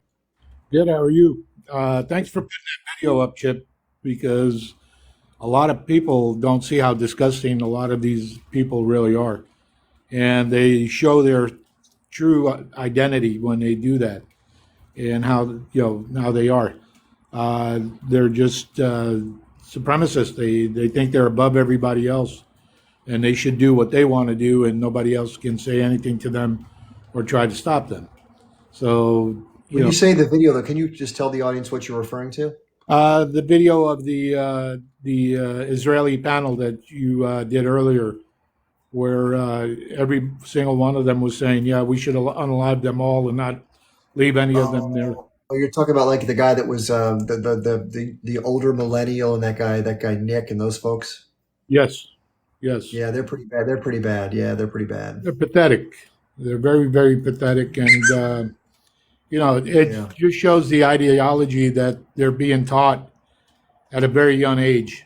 I remember when I was going to school, they had their own school that they all went to for a couple of hours afterwards to be taught something else or maybe a higher education to where they can do that. But they've dumbed down the curriculum of the regular public educational schools and, made theirs a little bit higher. So, um, with that being said, I believe that we need to revamp the educational system completely in the United States because compared to people in Europe and the Middle East and a lot of other places, our intellect has been dumbed down to a point to where we're not able to do any real critical thinking to understand the wisdom that is out there for us to achieve. Um, and once again, you can only achieve wisdom by understanding the world around you and going further, and not by just following the curriculum and everything else. Like in history classes, I didn't even attend my history classes because for some reason I wasn't interested in history. They weren't teaching us the future and what we should be doing to prepare for the future. Can I just, Freedom, real quick? I'm sorry to interrupt you. A lot of people in the comments, I think Abdul Rahman is saying, and this is, I'm not trying to put pressure on anybody, but it does really help a lot. And a lot of times we can't do much, but we can do this.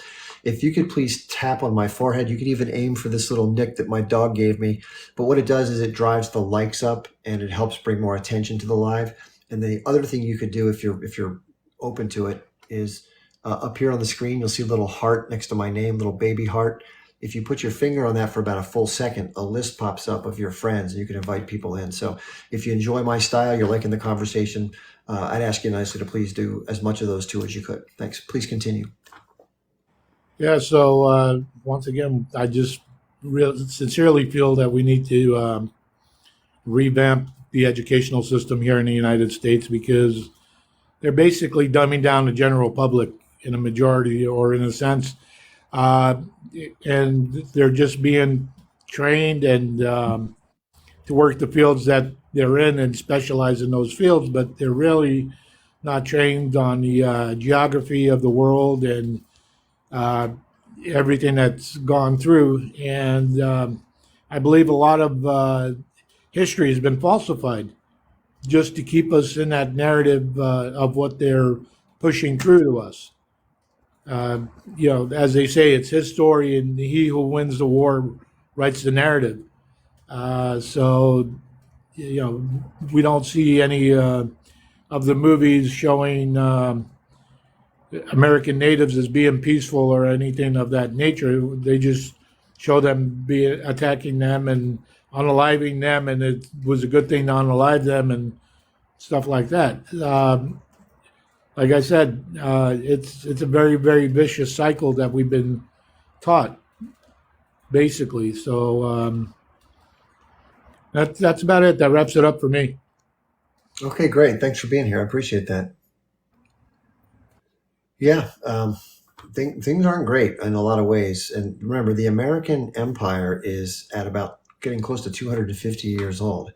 So if you haven't looked at a guy named Ray Dalio, I mean, I'm not a big fan of Ray as far as his position in the wealth cycle, but he did do some good work about empire and which empires are on the way up and which ones are kind of cresting and on the way down. And unfortunately, we are in the latter of the two. So just one second, I just got to take care of something real quick here.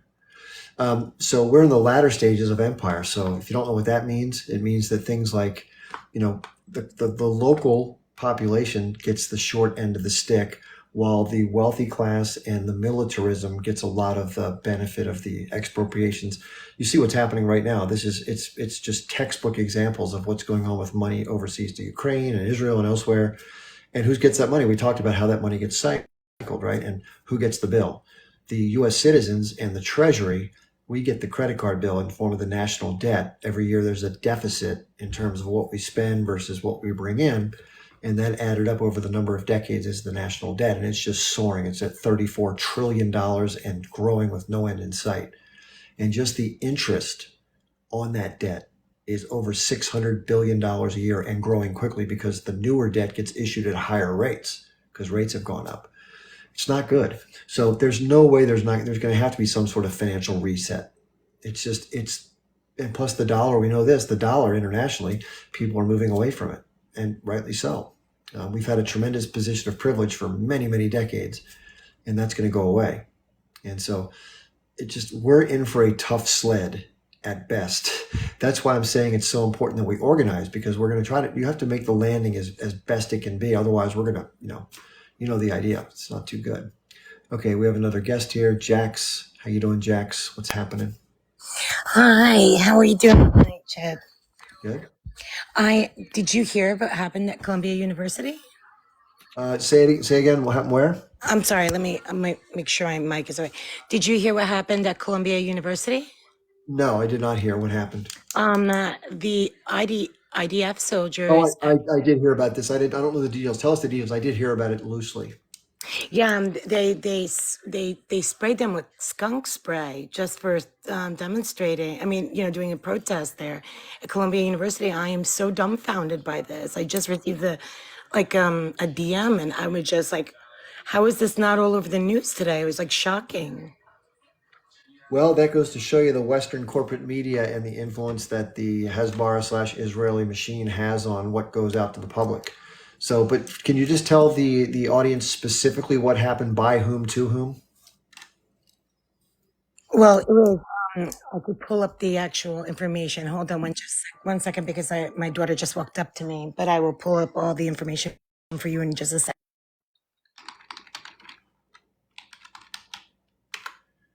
It's already in Google. Skunk spray, they call it. It says pro-Palestinian protesters say they were attacked with a stink bomb at Columbia University.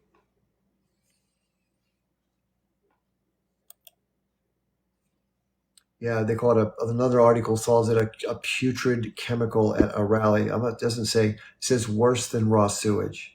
Well, Dozens of students reported burning eyes, headaches, and nausea after a substance commonly used by the Israeli military. By the way, that's the stuff that's used when they go around East Jerusalem and they spray it on the houses. I did a video about that too. Sorry, I didn't mean to interrupt you. Yeah, when I remember when they were even doing that in the West Bank while everybody was doing prayer, they were spraying individuals that were just doing their prayer at in the West Bank. So, and they call it skunk. Vile. It's very violent. It burns your skin, your eyes. Like, I'm a CDC nurse, I'm retired now, but it actually causes respiratory distress. It could actually almost, bless you. It could go into your throat and your larynx. You could actually, if you consume enough of it, you can be like, you could pass out, like, and you could be unalived by it. Like, it depends on. Wow. Because it depends on, because anybody has an allergy or something like that, because it's like but it is, and it actually, it's a skunk bite, but it stays on you. So it's so shameful now that, that this happened, and for the fact that they are actually IDF soldiers, and to happen in America, and these kids just got back from winter break, and to go to Columbia University, which is a very highly ranked school, it's disheartening. Like, it's disheartening, but nobody would do that to, like, it could just goes to show you the bias. Like, if nobody would do that to a could you imagine doing that in a pro-Israeli? It would never happen. They would claim it was anti-Semitic and a blood libel and all this other stuff that we hear over and over again. Absolutely. I mean, I just jumped up to check on you and see if you had a break. And everybody, please, engagement is key. On the top, you'll see Chip Barnes' name. Right next to it, there's this little orange or yellow heart. If you tap that, you join Chip's team. And every time you just watch his content for in 5 minutes, like just saying you're watching it, you contribute 40 points. Every comment contributes like 10 points. A single coin contributes like 90 points. this app likes that sort of thing. It likes team battles and such things like that. So when you do that, you drive them up the algorithm because you're basically showing engagement and commenting. It'll just, and then Chip could actually go through each one of your comment, like once you're on the team, and see like how many hours you watched them, how many comments you made. It's actually, it's in a way, it's a fun way. Like Chip could always look back and be like, wow, that person's awesome. But sharing it out, do all that kind of stuff. He's amazing. We love him. All right, I'll drop now for Chip. Thank you very much, Jax. I really appreciate that. You learn something every day. I had no idea that that was part of the TikTok situation. I don't know much about the app, obviously. I'm just a guy who likes to talk and answer questions and listen to others. Okay, Sammy's here. Let's see what Sammy has to say. Good evening, Chip. How you doing? Good. You know, this is just ridiculous. These people aren't stopping. They're just actually all they're doing. It seems like they're in a race for something. The more time that goes by, the more and more horrific they're becoming towards the Palestinians. This is not a prophecy. This is just this is just their moves. This is what they do every time. I wouldn't be surprised if these Israelis kick off World War III on March 11th when the Ramadan starts. And that's not a prophecy. That's just what they do. I mean, they're so predictable. I think they're gonna spark something off really big. If I won't be surprised if WW3 happens behind this. They're just that predictable. They play the WW2 playbook, so it's just so mirrored. And then align it with how they treat the Palestinians during Ramadan. This is nothing. These people are heartless. They're not a moral government. Forget the army. The army gets its morality from its leaders, its government. Yeah. Yeah, it's bad. It's a nasty group. I listen.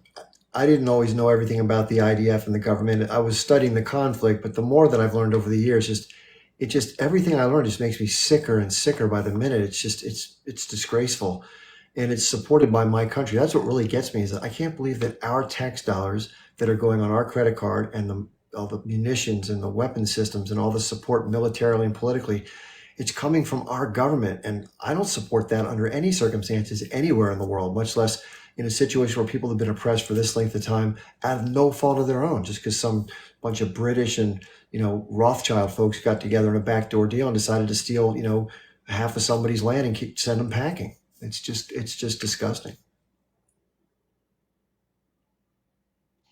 Thanks, Chip. I'm with that thought, with those. That was just my thoughts that I just put out there, and honestly, I'm like that just exhausted me right there. Just that thought alone, it just dumbed me. Yeah. But I'll be down here, Chip, listening. Thank you so much, Chip. You're welcome, Sam. And Thank you. not only that, there's already news that they're even Austrian militants now and everything else that they're moving. They're making so many moves. It's like this might be the big blitz. All right, Chip. Well, let's hope not. I mean, listen, it can't be anything good. If we have a world conflict, think for a second what that could mean. I mean, let's just be straight. One of the videos I made recently, I don't know if you saw it, I made it this afternoon. It's about an independent candidate for Senate in the state of New York who I'm supporting. And I'm not much for the U.S. political system. If you follow me for any amount of time, I'm very critical of it. I think I almost dismiss it outright. But having said that, anytime you can get a good person into the system that can at least speak truth to power on a larger platform because they have a position of power, and they can also make some key votes under certain circumstances that might sway certain legislative endeavors, it's never a bad thing to have that there, right? So with that in mind, it's a good segue. I'll just quickly tell you, I'm aware of somebody named Diane Sare, S-A-R-E, who I'm very fond of. I think she's a good person, first and foremost. But I can tell you this, she's closely aligned with everybody who are talking about this issue. She's against war in all forms. So she's a totally pro-peace. That's how I met her. I met her at the rally in Washington, D.C. when the Ukraine war, there was a peace rally around that. And then I saw her again at the Gaza event that I went to recently 2 Saturdays ago. And it was great to see her. She's sharp, she's smart, she's kind, she's decent, and she won't take corporate money. She won't take any AIPAC money. I mean, she's totally against all of those things. if you could pick one person that checks more boxes, this would be Diane Sayre. So listen, there's some things about the movement that Diane comes out of that I disagree with, but not many. So you're never going to find somebody who's like 100% because then they'd be you, right? But I think politics makes strange arrangements. But I think among all the politicians that I've seen, Diane's by far the best that I've seen in the last 25 years of anybody, which is a big statement, right? So I'm going to support her. I'm going to give encouragement to others to do the same. But again, she's going to be a guest here on the live this Wednesday night. There's a video in my recent feed that'll show you that. I might even show up before we close up tonight. And there's also a YouTube video that's linked in the description that you can go watch some of what Diane has to say to see if you want to come to the live. But I guarantee you, if you like the way that I think, you're going to like the way Diane thinks. She's a good person and she's smart and she calls it like it is. So she sees, just to let you know, we talked about World War III. That's why I'm tying this back together. So she sees the biggest threat of the next 3 to 5 years is this blowing over into something regional and then, of course, global. And then all bets are off, right? You have countries that could misperceive a launch from another country totally by accident. So they fire, then the other guys fire, and that's it. It's over. Scott Ritter talks about this a lot. It only takes one mistake, and that's it. It's done. 1,000 years, no life, gone. End of story. That's pretty scary. So I don't take these situations lightly in terms of do they get more involved. I don't want them to get any more involved.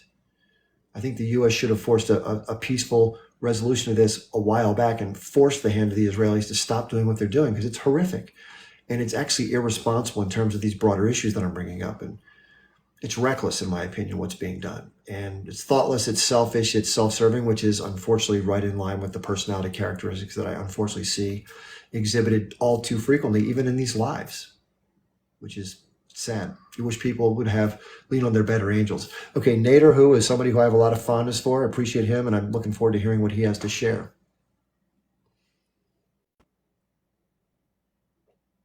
If he's here. Let me see if I need to undo his mic again. There we go. That was probably my fault. Sorry about that. How you doing, Chip? Good, thank you.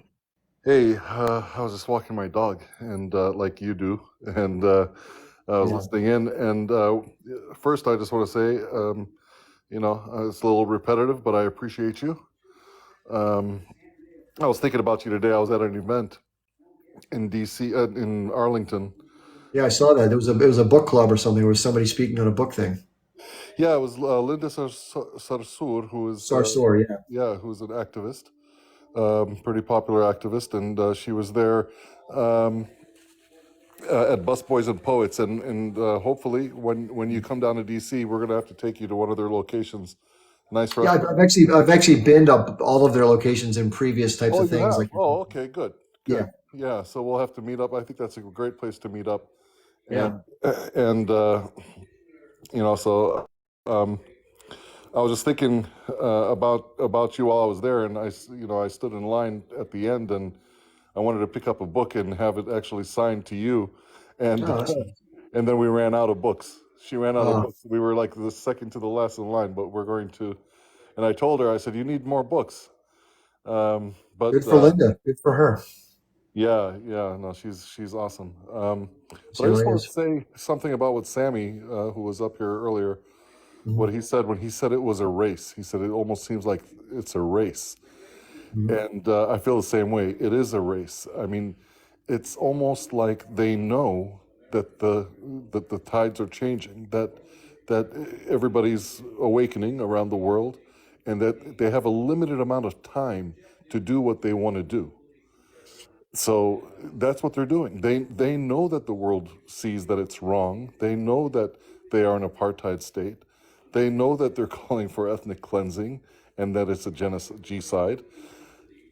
But they're going to continue as fast as they can because they also know that they have the support of the world governments, generally speaking, and that they're going to get away with this because they're getting away with this now. And they're going to do as much as they can while they can get away with it. Because maybe 10 years from now, maybe 5 years from now, maybe 50 years from now, they're not going to be able to get away with this anymore. And so that's what they're doing. They're just, it's going to be like the United States, where right now we say, you know, what we did during the times of slavery was wrong. What we did to the Native Americans was wrong. That's what we say today. But Yeah. nobody was accountable for any of that. And I think that's how they see themselves. 100 years from now, they can look back and say, yeah, that was apartheid back then, and that was wrong. But it'll be too late. And, you know, so it is a race, unfortunately. And what we need to do is do the best that we can to beat them at this race. We need to all speak up all the time. And look, if anybody out there says, hey, that's over there, it doesn't affect me, it affects you so much. It directly affects you. Directly. It's our military, our American military, that gets sent over there for corporate wars. That's Yep. what it is. And it's nothing else. A lot of soldiers that go overseas that don't know what the hell they're fighting for. They have no idea what the history is, what the ramifications are, and they think they're defending their country, when really the only thing that's happening is that they're putting their own people in jeopardy. Yeah, you're right. You're absolutely right. Yeah, that's the thing I've noticed is that people think if they're in uniform that you're doing a great service to your country. A lot of times you aren't. I mean, when I served in the war that I was in, I wasn't doing anything great for the population. I was doing things well for Western multinational oil companies and other contracting companies who made money off the war machine. Yes. I mean, and also you have to, when I say directly related, I mean, if you go look at the homeless population in the United States and go find out what percentage of the homeless are veterans, and ask yourself why we do not take care of our own problems here in this country, why we don't have enough money. You don't have to be a Republican or a Democrat or a liberal or conservative.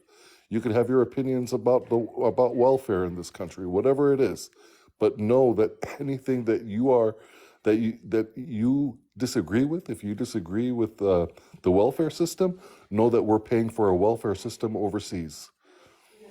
Just know that know that you're paying for free education overseas. You're paying for somebody else's military.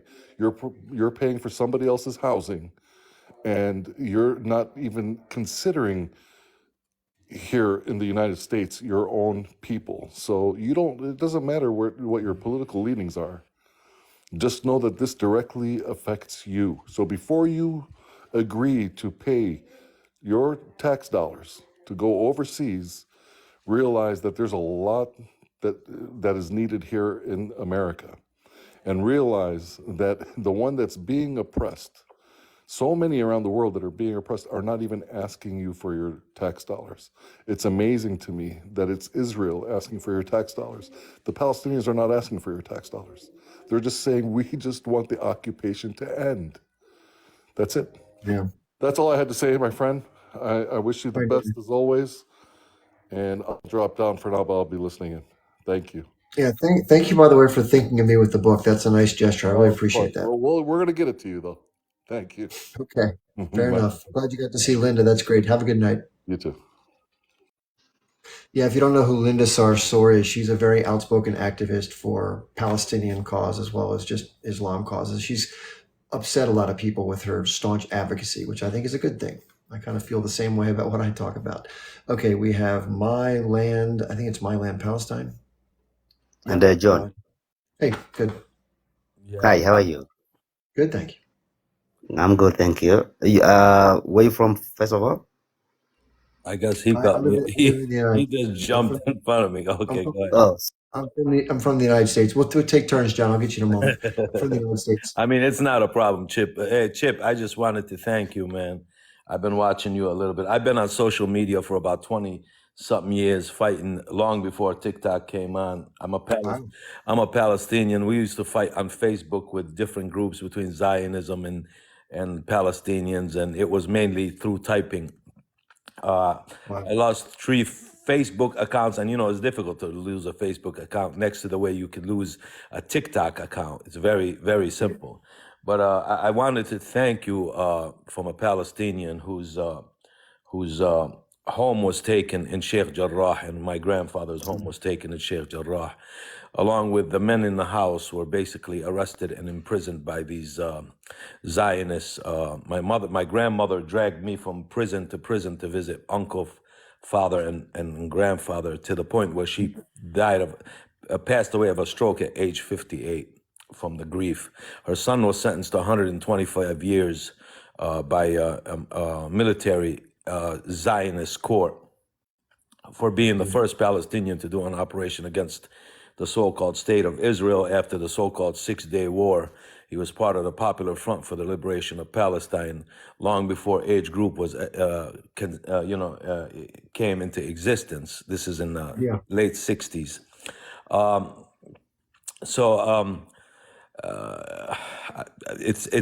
It's impressive. We fought for a long time on social. A lot of people don't understand that there's been people fighting on social media for a long time. That social media has given us a voice when we've never had a voice. I came to this country in 1978, and as soon as I learned English and people realized where I was from, I was automatically labeled as a T guy. Even people, Americans who didn't really know. They didn't, not know, but they didn't say it like in a bad way. Even the friends of mine, they say, oh, you're Palestinian. Oh, when they find out where I'm from, oh, you guys are the T guys. So the T word was exclusively for the Palestinians in the 60s, 70s, and early 80s. Really, there wasn't many people other than probably our brothers in arms from Ireland, the Irish Republican Army, and there was a small group called the FALN out of Puerto Rico.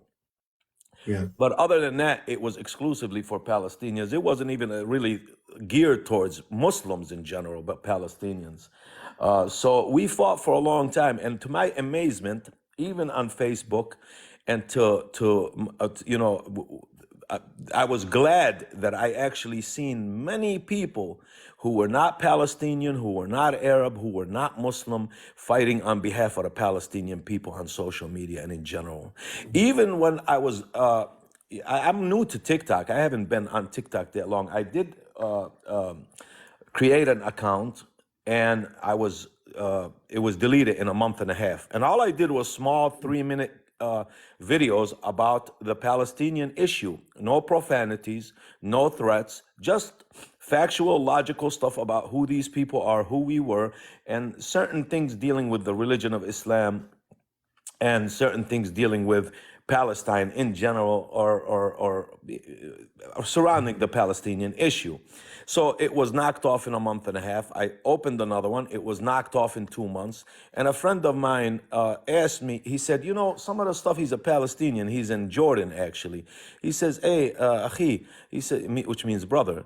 He said, man, you ever think about writing a book? Some of the stuff you say, I've never heard, even as a Palestinian. And you know what? So TikTok, thanks to TikTok, it pushed me to write a book and put a book together. And I published it in 6 months, dealing with the Palestinian issue. That's the name of my profile, My Land, Palestine. And there's a lot to say, but I will say this. The tide has changed. The narrative has changed. They have had carte blanche for 75 years and more. They first had the radio to spill their lie. Then they had the TV to spill their lie, along with Hollywood, along with evangelical Zionist Christian leaders, along with politicians who are basically traitors to their own nation. But we've had none. But social media has given us a voice. So we've talked for a long time and educated people for a long time. What happened on October 7th and after October 7th was an awake. It gave a picture. They've had a picture in their head, but they couldn't really visualize it. So the actions of the Zionist entity, the brutality of the Zionist entity that we have been seeing, this is nothing new. Beirut in 1982 was just like this, except instead of white phosphorus, they used nape and they used cluster in Beirut. This is nothing new to the Palestinians. We've been seeing this from day one with these brutal war criminal genocidal maniacs. But now the people of the world got a true picture of it. Now they become so emboldened. They have become to believe that they are gods walking on earth. because of their sad and sick belief. If you look at what Menachem Begin said, Begin said in a statement, we are the superior race and everything and everyone else is inferior. They're basically to be our slaves. We are superior to them and they are inferior to us. So they've actually gotten to believe this idea that they are gods walking on this earth. And they took a slap in the face on October 7th that they never, so their pride is hurt and they want to redeem themselves. And in trying to redeem themselves, they are causing more harm. They don't know which way to turn to themselves. The whole world has awakened. There is no returning back to the old way. As one of our European American sisters said in her talk, she said, "Oh, you think after this is all over, we're going to go back to business as usual, addressing the Zionists?" This is a European American sister who is addressing the Zionist entity. Who's addressing the, excuse me, that's my work phone. Who's addressing the Zionist entity, and it's not going to be business as usual. It's not going to go back to the same way it was. It's over for them. This is the beginning of their end, and that's all there is to it. We've had crusades, Chip. We've had crusades in that land. We've had the crusades who pretended to be Christian and were not. Now we have this crusade called Zionism, pretending to be of the Jewish faith, which has nothing to do with Judaism, and they are made up in Europe by individuals such as Theodore Herzl, who passed away of syphilis at age 40, who did not even believe in God. So they're going to disappear just like past crusades. I want to say again, Chip, man, thank you very much. I watch a lot of your content. I respect you, bro, and every Palestinian, alive and unalive, thanks you for the work that you do. You and everybody like you, man. We love you and we appreciate you. And I believe me, I don't know what your religious affiliation is or how you feel about God. You are written down in God's good book as one of the good people, man. Appreciate you. Thank you, Chip. Thank you for having me, big brother. Thank you. Those are very kind words. Wow, that's thank you. Very nice. Okay, John, you've waited patiently. What's on your mind tonight? Good evening, Mr. Chef. How are you doing? Good. Honestly, today it's my first time I was following you. From South Africa. Okay. Yes, and I'm so pleased to actually watch your different videos that I was watching. Mhm. And what you, Mr. The guy who just left right now, left, what he said is true. We should really, we are behind Palestine. On my side, I'm behind Palestine, myself, and countries in actual sense. Because that's a genocide, and apart from that, I don't want to go through biblically to read whatever. No, I'm just saying, whatever is happening, it's not right. That's what I can say, and let's keep pushing, and to win always. There is always a winner. It's our freedom, which is pretending to one day to win, to be a free country, to be nation. Why I cannot to be always hidden country, not to feel as if they can't go anywhere. It's since generations, it's never been a country. So honestly, the best way, actually, it has to change in actual sense. I'm talking about united. It has to change totally. For me, Okay. yeah, that's why. So I'm finishing saying, keep doing this. That's a very good things that you are doing, and encouraging people to understand exactly what's happening around the world. Not only that, you can also mention not only Palestine and Israel. You can mention as well Palestine. Ukraine. You can mention Congo. I'm from Africa. Remember that I said it. I'm from Which country are you from? South Africa, right? You said. yes. But that's where I am. But how about the Congo war as well? Do you Mhm. guys talk about it? Do you think about it? What is behind the war? Or those Yeah, wars? just to let you know, one of the Telegram groups we have is called Geopolitics, and one of the subcategories is the war in the Congo. So we're pretty actively discussing it. I don't know where. I never. So where you think about the war of Congo? What's happening? Well, right now we're already past our deadline on the night, so I'm going to let these last few guys talk. Exactly. But I can get into it in a future live if you want to. Probably next on Friday night or Thursday afternoon, whichever one you want to Okay. do it. Would you bring it up about that topic, and then you Yeah, invite me, and then we talk about it? yeah, I'd be happy to. I'll probably do a promo video, let people know ahead of time. So if you watch my video feed, you'll see it.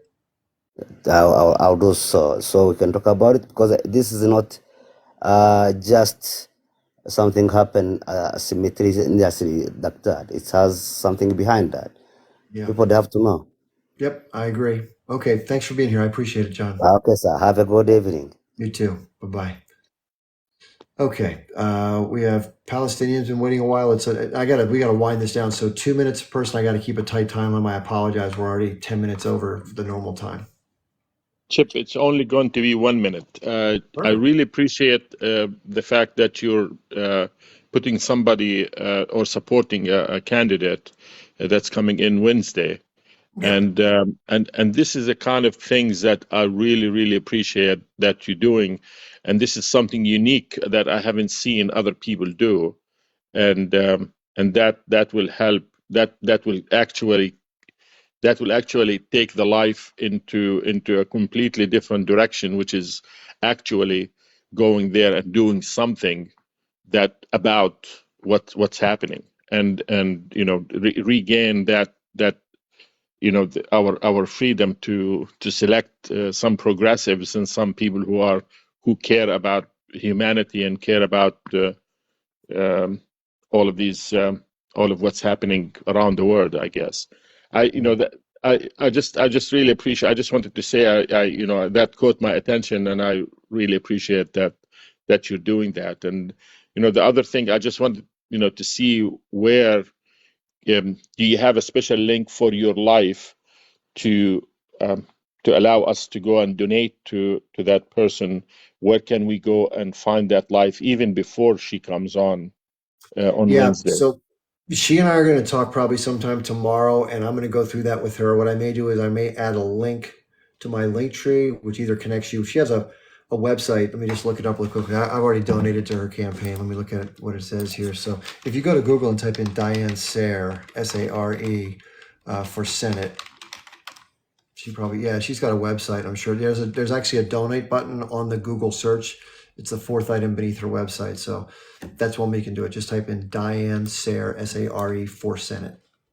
Yes, that would be great. But if you have a special link for your show, for hosting her, and so that everybody who's watching you can kind of put that like money in that pocket, Yeah. or just so that at least we will know how much and all of that stuff that effort has how much effort we have done, and that Right. will be nice. No, I appreciate the suggestion. I'll definitely work something out. Thanks very much for being here. I appreciate it. Thank you. Sure. Have a good evening. Yeah, good suggestion. So just to quickly mention who Diane Sare is, let me put her picture back up here if I can get it. Just give me a second. Let me see here. How did I do that? Just to set it like that. There we go. Let me see if I can get a picture up here. Okay, let me go this. I had her picture up a moment ago. I'll show you. This is Diane right here. Let me get out of the way. Obviously, she looks way better than I do. This is Diane Sare. I did a video about her today, and I let people know that Diane is an independent candidate for the U.S. Senate seat in the state of New York. It's the same Senate seat that Hillary Clinton occupied, and the incumbent senator is a woman by the name of Kirsten Gillibrand. And she's probably a perfectly nice person, but I will let you know, and in the video it shows this, that Kirsten has accepted, she's in the top 25 recipients of aid from AIPAC. She took $560,000. She has taken $560,000 from AIPAC. So if you watch the video, you'll see I talk about Diane. In the description of the video, I gave a link to a YouTube video you can watch if you want to listen to how Diane speaks and the kind of things she talks about, which I think, I like everything I see about Diane. She's a good person and she will do well by the public. The challenge is getting a third party candidate into office, right? That's always the hard part. Here's Kirsten Gillibrand. Just to let you know, this is who she's sitting next to. You know who that guy is, right? Yeah, so that's the head honcho right now in Israel, the guy who's driving all the stuff we're seeing. And Kirsten Gillibrand is the woman sitting to his right in this photograph. So there's all sorts of pictures of her shaking hands with him. They're real chummy. So that just goes to tell you how it is. So there they are saying hi to each other. It's kind of hard to see. So I'll show you Ruby real quickly. If you don't know who my dog Ruby is, there's Ruby. Pretty cute, huh? That's Ruby. She's a 4-year-old coonhound and she's lying right next to me right now. And then I want to show you my link tree. So for those of you who don't know what that is, I'm going to show you really quickly. I had it up a second ago.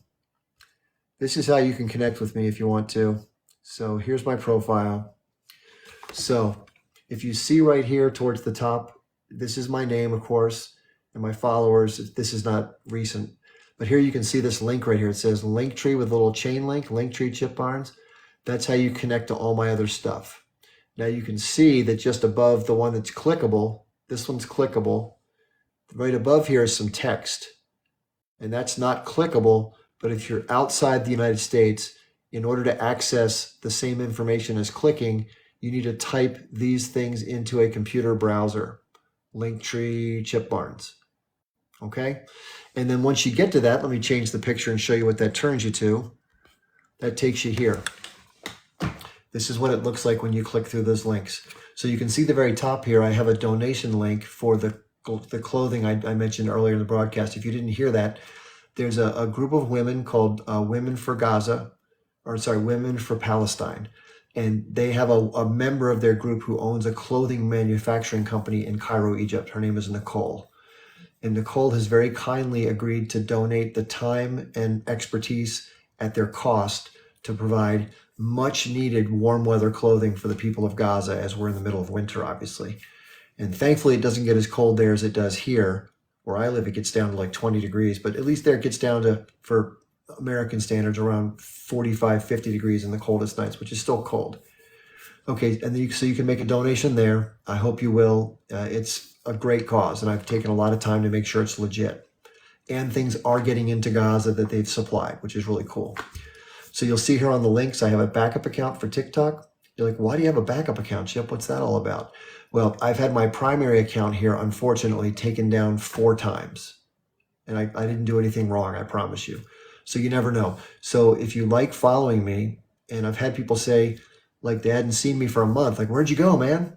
Like, well, that's why I have my backup account, so you don't have to find me again. So if you follow the backup account, it only takes 2 seconds. Click, you're done. That's easy. Okay, and then you can see I have an Instagram account, a Twitter account, and then I'm going to show you the next page in a second here. And these are some of those Telegram groups I talk about. Palestine in Focus. One's called Geopolitics. There's another one right above here that says Action for Change. It's just the picture's blown up. You can't see it. So check those out. You'll like those. And then there's some donation links for me individually. If you want to help me out financially, I'm doing this full time now. Don't have an income. Every little bit helps. So if you want to donate, I have a Patreon, PayPal, Venmo, Cash App, and of course there's a bank thing called Zelle. So if you want to support me, I'd really appreciate it. Let me show you one more link here, I think, that I want to show you. No, that's the same thing. All right, let me see. We'll get back to Ruby. We'll have Ruby talk. Now, let me see what the rest of our guests are here. I think it says Raja. Sorry, my near-term site is not that good. Hello. Hi. Yeah, hi. So I just want to say thank you for everything that you're doing and for allowing me to come on and speak. Obviously, there's a lot of Zionists that are doing these debates between Palestine and Israel, but the minute someone talks against Israel with valid points, they become aggressive, which is in their nature, and they disconnect the person. If there are Zionists here, what I want to say to them is that they're horrible, evil people, and they need to go back to either America or Europe where they come from and stop occupying Palestine and there's only one solution. There's only one state solution, and that's and that's Palestine only. Israel has no right to exist in what they in where they occupy Palestine, and yeah, so they just need to go back to where they came from, and that's here. Go Okay. to your own countries, and that's all I need to say. Chip, thank you very much. You're welcome. Thank you for saying that. So I think what most people mean by the original like river to the sea, and I don't want to put words in people's mouths, but the way I understand it is not a form of intended violence. What it means is if you looked at what the landscape was like, let's say in 1920, before things got chaotic and hectic with the huge amounts of immigration, there was relative harmony. Nothing's perfect. People are people, but it wasn't outright, conflict or pogroms. But that started to change as the population shifted and some of these intended, outcomes started to be put forth. That's what people mean by the river to the sea. It Free means the people, freedom, just like that. free. Nothing. Just one sec. Free the people from the negativity that's accompanied the Zionist implementation in historical Palestine, so that people can live in dignity and freedom. And if those who are hardcore who can't accept that framework, they should go. Not the people who are basically trying to deal with the imposition of this thing on them over the decades. All right, I'm sorry. I just want to put that out there because I want to No make sure the problem, no person problem, wasn't Chip. saying How about you doing? I'm okay. How are you? It was nice meeting you in DC. I'm Omar's brother. Yeah, I remember. Good to see Yeah, you. yeah. Good to see you, buddy. And I don't know that video I put. I've been shadow banned for so long, the last month and a half.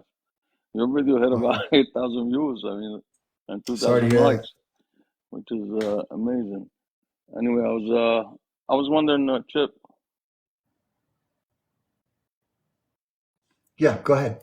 if you a lot of people talk about military spending in wars, but it's like us Americans look at it as like the money goes into air. You know what I mean? I'd love to hear you talk about whose pockets the money going to, as far as the military industrial complex. Mhm. You know, Yeah, the I people talk. that push for wars. I don't hear too many people speaking of where that money goes to, because somebody's making the money. Yeah, the American people are going to pay the money, but somebody's making the money. It doesn't just go evaporate, and that's the Yeah, people pushing for those wars. And I yeah, know, no doubt you about have it. military background, so that should be right up your alley. I just want to say hi, how you doing, and we'll keep in touch, hopefully. If Yeah, you ever thank you. come up north, New York, New Jersey area, you are a guest. Thank you. That's a fact. And everybody in the chat, I don't know how many people, I don't have my reading glasses on, 300 people. Chip is one handsome fella. The camera, he looks better outside the camera, naturally. Looks just Well, I right. prefer the picture. I prefer the picture of the dog. You're very kind, but I think the dog has me by a little bit there on No, the no, handsome. you can't beat the dog, Chip. You can't beat the dog, buddy. All right, Yeah, buddy, I we love keep in dogs. touch. I Okay. don't want to take too much of your time, but like I said, man, Thank you. it was a pleasure meeting you.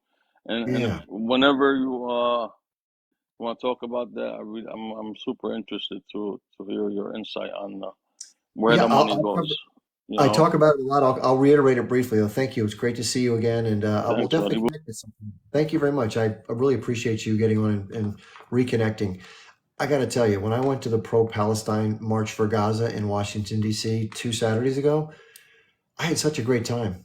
And I did a video about it, and I just never seen so many kind, you know, very, very energetic, very enthusiastic people that just want to see peace and they want to have a dignified solution to this whole debacle. Just put it behind us, let people live their lives, right? And you can kind of feel that frustration and that it's not anger, but it's a deep yearning for justice and for self-determination. And it's just, it won't go away ever. It's not going to go away. From Israel, if you don't learn that, if you haven't learned that by now, you're not learning anything. So it's always great to see people that are staunch advocates who are kind and friendly. And a lot of people came up and stopped me and said, "Hey, how you doing?" And it was just great. I really enjoyed it, and it was a very good day. Okay, let's see. We have Entertain and then G-Town, and we got to close up shop. Hey Chip, how's it going? Good, thanks. Yeah, just wanted to add on, respond a little to what you were saying there. Yeah, I saw you at the march too, and we actually made a video together, so it was Oh, good. I'm so sorry to mute you. I forgot to answer the question. Okay, so who gets the money real quick? Okay. People have said that war and appropriations like this to foreign nations are nothing more than what they call money laundering. And here's what they mean by that. The money gets appropriated by the Congress. The credit card bill goes on us, we the people, because it's our bank account / credit card. And the money gets sent to the military contracting companies and the different companies that do weapons manufacturing and the like. They keep the money. Now, who owns them? They're publicly owned, but the major shareholders in those companies are high net worth individuals. So who gets the money? The rich people, like always. So why would somebody want to start a war? Well, it's because some people potentially one of their motives could be they're going to make money. And yes, people are going to die. How sick is that some people are willing to let people or places get destroyed for profit? But it's part of the world. It's just like for-profit prisons, right? Same thing. And then they railroad people into prison so they can make money. It's disgusting. And that's why I call this group of people. And by the way, I've met many of them. They're perfectly nice face to face. Like you'd never know they were doing dastardly stuff. When it comes to money, they just don't play. I call them the sociopathic serial accumulator class. They're like hoarders, but it's money and ruthlessness. It's a sad combination. So that's what happens with the money. That was all really like fascinating stuff, but unfortunately, like none of it surprised me. Like it's yeah, it's like anyway. By the way, Chip, yeah, once again, it was great seeing you at the march. Great meeting you, taking a video with you, and thanks for up. I kind of wanted to ask you because I actually just saw your video, your most recent video, where you talked about the allegations that keep coming up about what happened on October 7th, right? And I got to say this, it's pretty obvious to me what's been going on since October 7th and before October 7th, but frankly, it's still not 110% clear to me what happened on October 7th because there's all this, I'd say misinformation from both sides when it comes to that day. And frankly, it's like, I don't really know what to believe. Honestly, I just know that one thing's for sure, whatever like the mainstream news is saying about it isn't true. At the same time, I'm still not 100% sure like what happened that day and like what was like how bad was it to like that it just has to like the reaction quote unquote to it that it's still going on to this day. That it was that bad what happened that day that it's still like the reaction to it quote unquote is still going on to this day, if that makes sense. Yeah. I've tried to get into the weeds on it as far as getting down to details. And so I've just been very methodical. So people have come on to lives or exchanged information saying, hey, check this out. So I went and checked it out and none of it included, there was testimony, right? People saying, hey, I saw this happen. This is what happened. But everyone's claiming that there's GoPro footage from the cameras that were mounted on the militants who entered into Israel.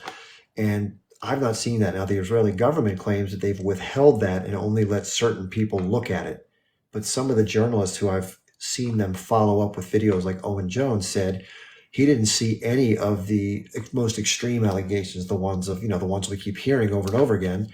And of course, we heard the babies, right? And that was the first thing we're like, wait a second, that was horrific, right? Oh my God, who could do such a thing? Then it turned out it didn't happen, right? There's no evidence and they had to backtrack that whole story. And again, I said in the video I made today, you probably remember I said this, like, listen, I have no reason to doubt you, except for the fact that over the last 35 years, I've seen you tell one lie after another, after another, after another, and everything can't be corroborated. And then it turns out it's a lie. I don't know what to do with that, except to say it's hard for me to have faith in the narrative that says, trust us this time. We're telling you the truth. Show something that's indicative of what you're saying. And I'm happy to tell the world what I've seen of what you say, but I can't go with the trust me thing anymore. I just can't go with it.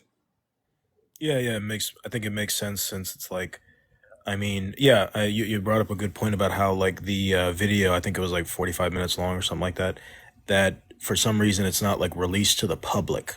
Only like a select few of people are allowed to see it, and I can't help but wonder why. And also, I was watching, I know you probably heard of like News Nation, and there's this anchor named Dan Abrams. Does that name sound familiar? Yeah. So he's so he's just another like typical like Zionist propagandist, and he was responding to some claims that people were making about how the H group are not a T group. And he, of course, laughed at that and thought, well, you're doubting what they did, but wait, there's video. They have video proof showing what they did. Like I've heard even Piers Morgan say that as well. And it's like, okay, where is this stuff? You guys say they posted on Facebook. You guys say they recorded. You know, I don't want to get into the details too much, but like just the heinous acts that they were committing, quote unquote, like. You know, and did they unalive any innocent civilians? You know, and you know, there's news from Haaretz themselves saying, "Oh no, it was actually Israeli Apache helicopters that unalived those." And it's like, wait, if there's videos of the H group unaliving people, and then one side saying Apache helicopters did it, again, it just seems like the information is just like all over the place. So it's like you don't know like where to go and all that. So yeah. Yeah, I mean, if you follow people like Scott Ritter, Colonel Douglas McGregor, these other folks who are more military minded than I am, even though I served, but they've been doing it many more decades. There's a lot of conflicting evidence, and the more we've learned since what happened on October 7th, the more confusing it's gotten. So let's follow the trail real quickly. So initially it was 1,400 people. That was the overall assessment. Oh my gosh, 1,400. And they pretty much made it sound like it was civilians, right? 1,400 of our people, civilians, were unalived. Then it was trimmed to 1,200. Fair enough. Then we found that about maybe a third, if not more, were literally uniformed soldiers, right? So that's a pretty big deal. So let's say it leaves 800 people just for kicks and giggles. Well, of that 800, how many of those are reservists? They may have been at the rave party, but how many of them are, they may not have been armed, but they may have been effectively soldiers, if you will, even though they weren't, you know, in uniform. So who knows? That's another gray area, right? Then you add in the fact that you have what happened in the kibbutzim, which are the little neighborhoods with the different townships. And there was I saw some video of people getting people in traffic, so I'm not saying none of it happened, but there's a lot of evidence showing that there were tanks and artillery and other weapons the H group could not have caused damage with because they have limited weaponry. And so some of the houses were damaged certain ways. There's eyewitness testimony from Israelis who survived saying that it was the military, not the T group, not the militants that they were most scared of because they were coming in and just blasting things according to this Hannibal directive that they've been following. And then you add in the fact that at the dance party, people were running for their lives. We saw that video initially, right? People were running, but we weren't really clear on, well, what happened to whom? We didn't see anybody being dropped. Well, it turns out people got in their cars and they started leaving from the party. And because the military responded and they weren't clear on who was whom, whether it was cars that came from Gaza, whether it was cars that were occupied by a combination of militants and civilians, they just were given orders to just go at everything because you just don't know any better. And I saw this when I was in the Iraq War. I know what vehicles look like that have been hit by Hellfire missiles. They burn a certain way. They kind of melt from the inside because that's how those things, when a Hellfire missile blows up, it's basically an incendiary missile that just kind of burns everything that it gets near. And so the charred remains of humans could have been both militants and folks who were from Israel. And they claimed that it was the H group that charred people beyond recognition. They had to use DNA evidence. Well, it wasn't because the H group did it. It's because the Hellfire missiles fired by the Apache helicopters occupied by IOF pilots did that damage. No other weapon could have done it. Yeah, I think it seems much more clear now. Like it's just that, like I said, there's just so many like sources of information where it's like, you know, this makes sense and then the other does and then this one doesn't, but wait, like they all kind of go together, if you know what I mean. It's just it's much more clear to me now. So thanks, Chip. It's just because it's like even to this day, despite the numbers of what's going on in Gaza and now in the West Bank, there's still people out there just keep wanting to ask about, oh, what about October 7th? What about October 7th? What about October 7th? Just wanting to do everything about that over and over again. And it's like, okay, you want to keep bringing that up, but you still don't know what happened that day. So like, what makes you so sure? What makes you so confident? I mean, at the same time, it's like, I'm still not 100%, 110% sure. So it's like, I want to like be able to like rebut that when someone says, if that makes sense. So like, but yeah, so like, thank you though. Absolutely. Yeah. Thanks for being here. I appreciate it. Nice to see you again. Hopefully it'll be sometime again soon. Sounds good. Take care, Chip. Take care. Yeah. It's nice to run into people. We did some videos, some selfies, stuff like that. It was really windy, by the way, but it was sunny at least for a while, which was good. Anyway, there was somebody in here a moment ago. Again, I'm happy to have everybody come in, no matter who they are, any background. I'm not one to like boot people out for saying things that either about me or they don't like what I'm talking. Well, it doesn't matter. But if you say the same thing like 100 times in a row, eventually, especially if I say, "Hey, we got it," and then you're like, keep saying the same stuff. So I did mute somebody. I don't like to do that. So I try to be very free speech oriented. So as we wind this up, I just want to make a couple quick reminders. Number one, this is really cool, by the way, because you're going to love this person. But on Wednesday, the next evening, my schedule, just to let you know that first, for doing these lives is Monday, Wednesday, Friday, from 8 p.m. until about 10 p.m. We went a little over tonight because we had a number of guests. And then on Tuesdays, Thursdays, and Saturdays, I go from 12 noon until 2 p.m. This is all Eastern time. And I don't know how long it's going to be, but on Wednesday night, I put a video out about this today. We're having a very special guest. If you didn't hear yet, it's going to be an independent candidate for the U.S. Senate seat in New York State. And her name is Diane Sare, S-A-R-E. And so if you have time, please go to my video library. And I included some information about Diane. And I also included a YouTube video link where you can go, if you're curious, you can go watch, or you can just go into YouTube and type in her name. It's just spelled the normal spelling of Diane. And the last name is spelled S-A-R-E, Sare. And check her out. The video that I linked, by the way, if you do go to YouTube yourself, if you scroll down to, she's in a red sweater, like a holiday sweater. That's the video that I linked. So I think that's the best summation of her points of view in a quick format for you to check out. How many are running? I'm not sure what that means, Nancy. I'm not sure about that. If you rephrase that, I'll be happy to answer. Oh, how many are running? Oh, in terms of that Senate race? Well, usually it's just the incumbent. If you don't know how the Senate works, the incumbent senator in that seat, it's the same seat that Hillary Clinton once occupied. Her name is Kirsten Gillibrand. She's a Democrat. And she's been serving in that seat for, I think, 2 terms now. And this will be her 3rd term that she's trying to get reelected for. And so Kirsten Gillibrand is, she's a slightly left of center. I wouldn't say much. Sort of like pro-establishment Democrat, pretty much down the middle. She advocates for some women's issues, which I think is great.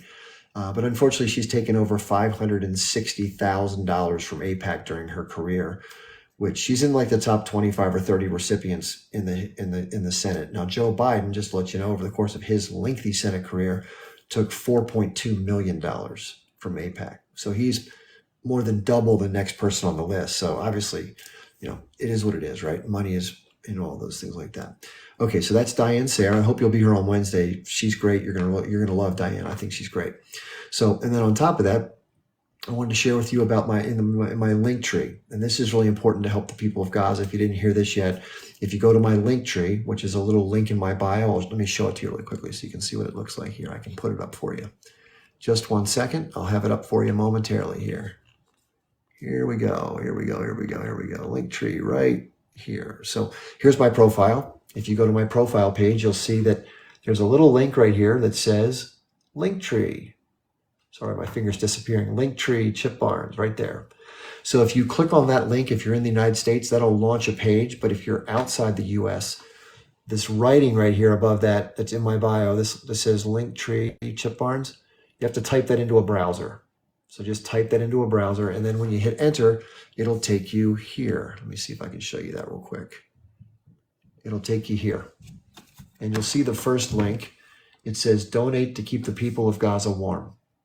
And this is a really cool situation where some women who are working together, and the person who owns the company, her name is Nicole, and I vetted this charity to make sure it was legit. I took a couple weeks to make absolute sure for you all because I don't want anybody getting scammed.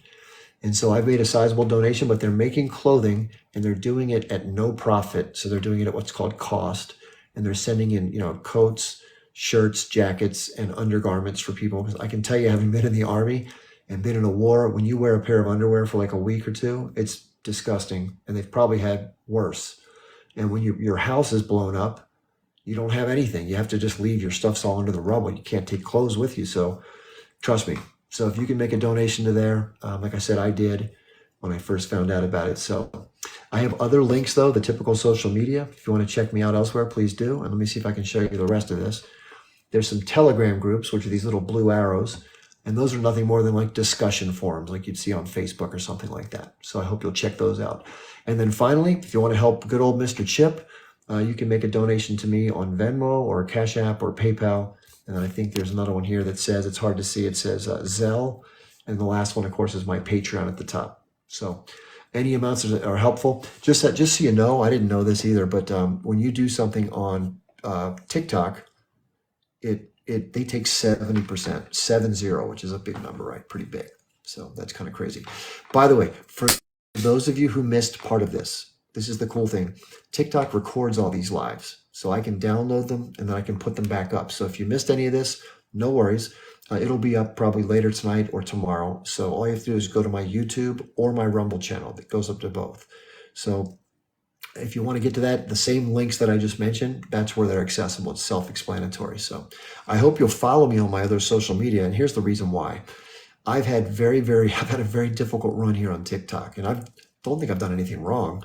I've tried not to say anything too controversial, but it is what it is. But periodically my account has been taken down and I never know when it's going to happen. In fact, I've been talking on a live, no joke, and said those exact words, and 7 seconds after I said it, my live went down. It's unbelievable. And it's happened 6 times to me where I've been in the middle of a live and it just, well, who knows?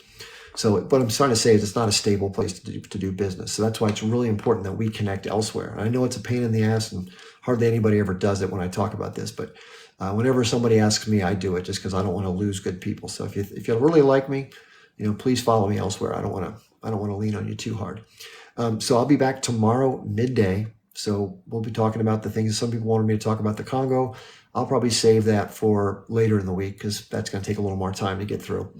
And somebody mentioned something about something else happening with NATO, which I have to check out. I'm not aware of what it is. Somebody said, what do you think about what NATO just said? I'm not sure what it is. As I like to say, I'm not the most up-to-the-minute news guy. I'm more of an analyst. I try to check all the major news sources before I come on, but I don't always catch everything. So I appreciate you people bringing it. By the way, if I missed your questions or if you tried to get on and you couldn't tonight, I apologize for that. I'm not ignoring you. Trust me.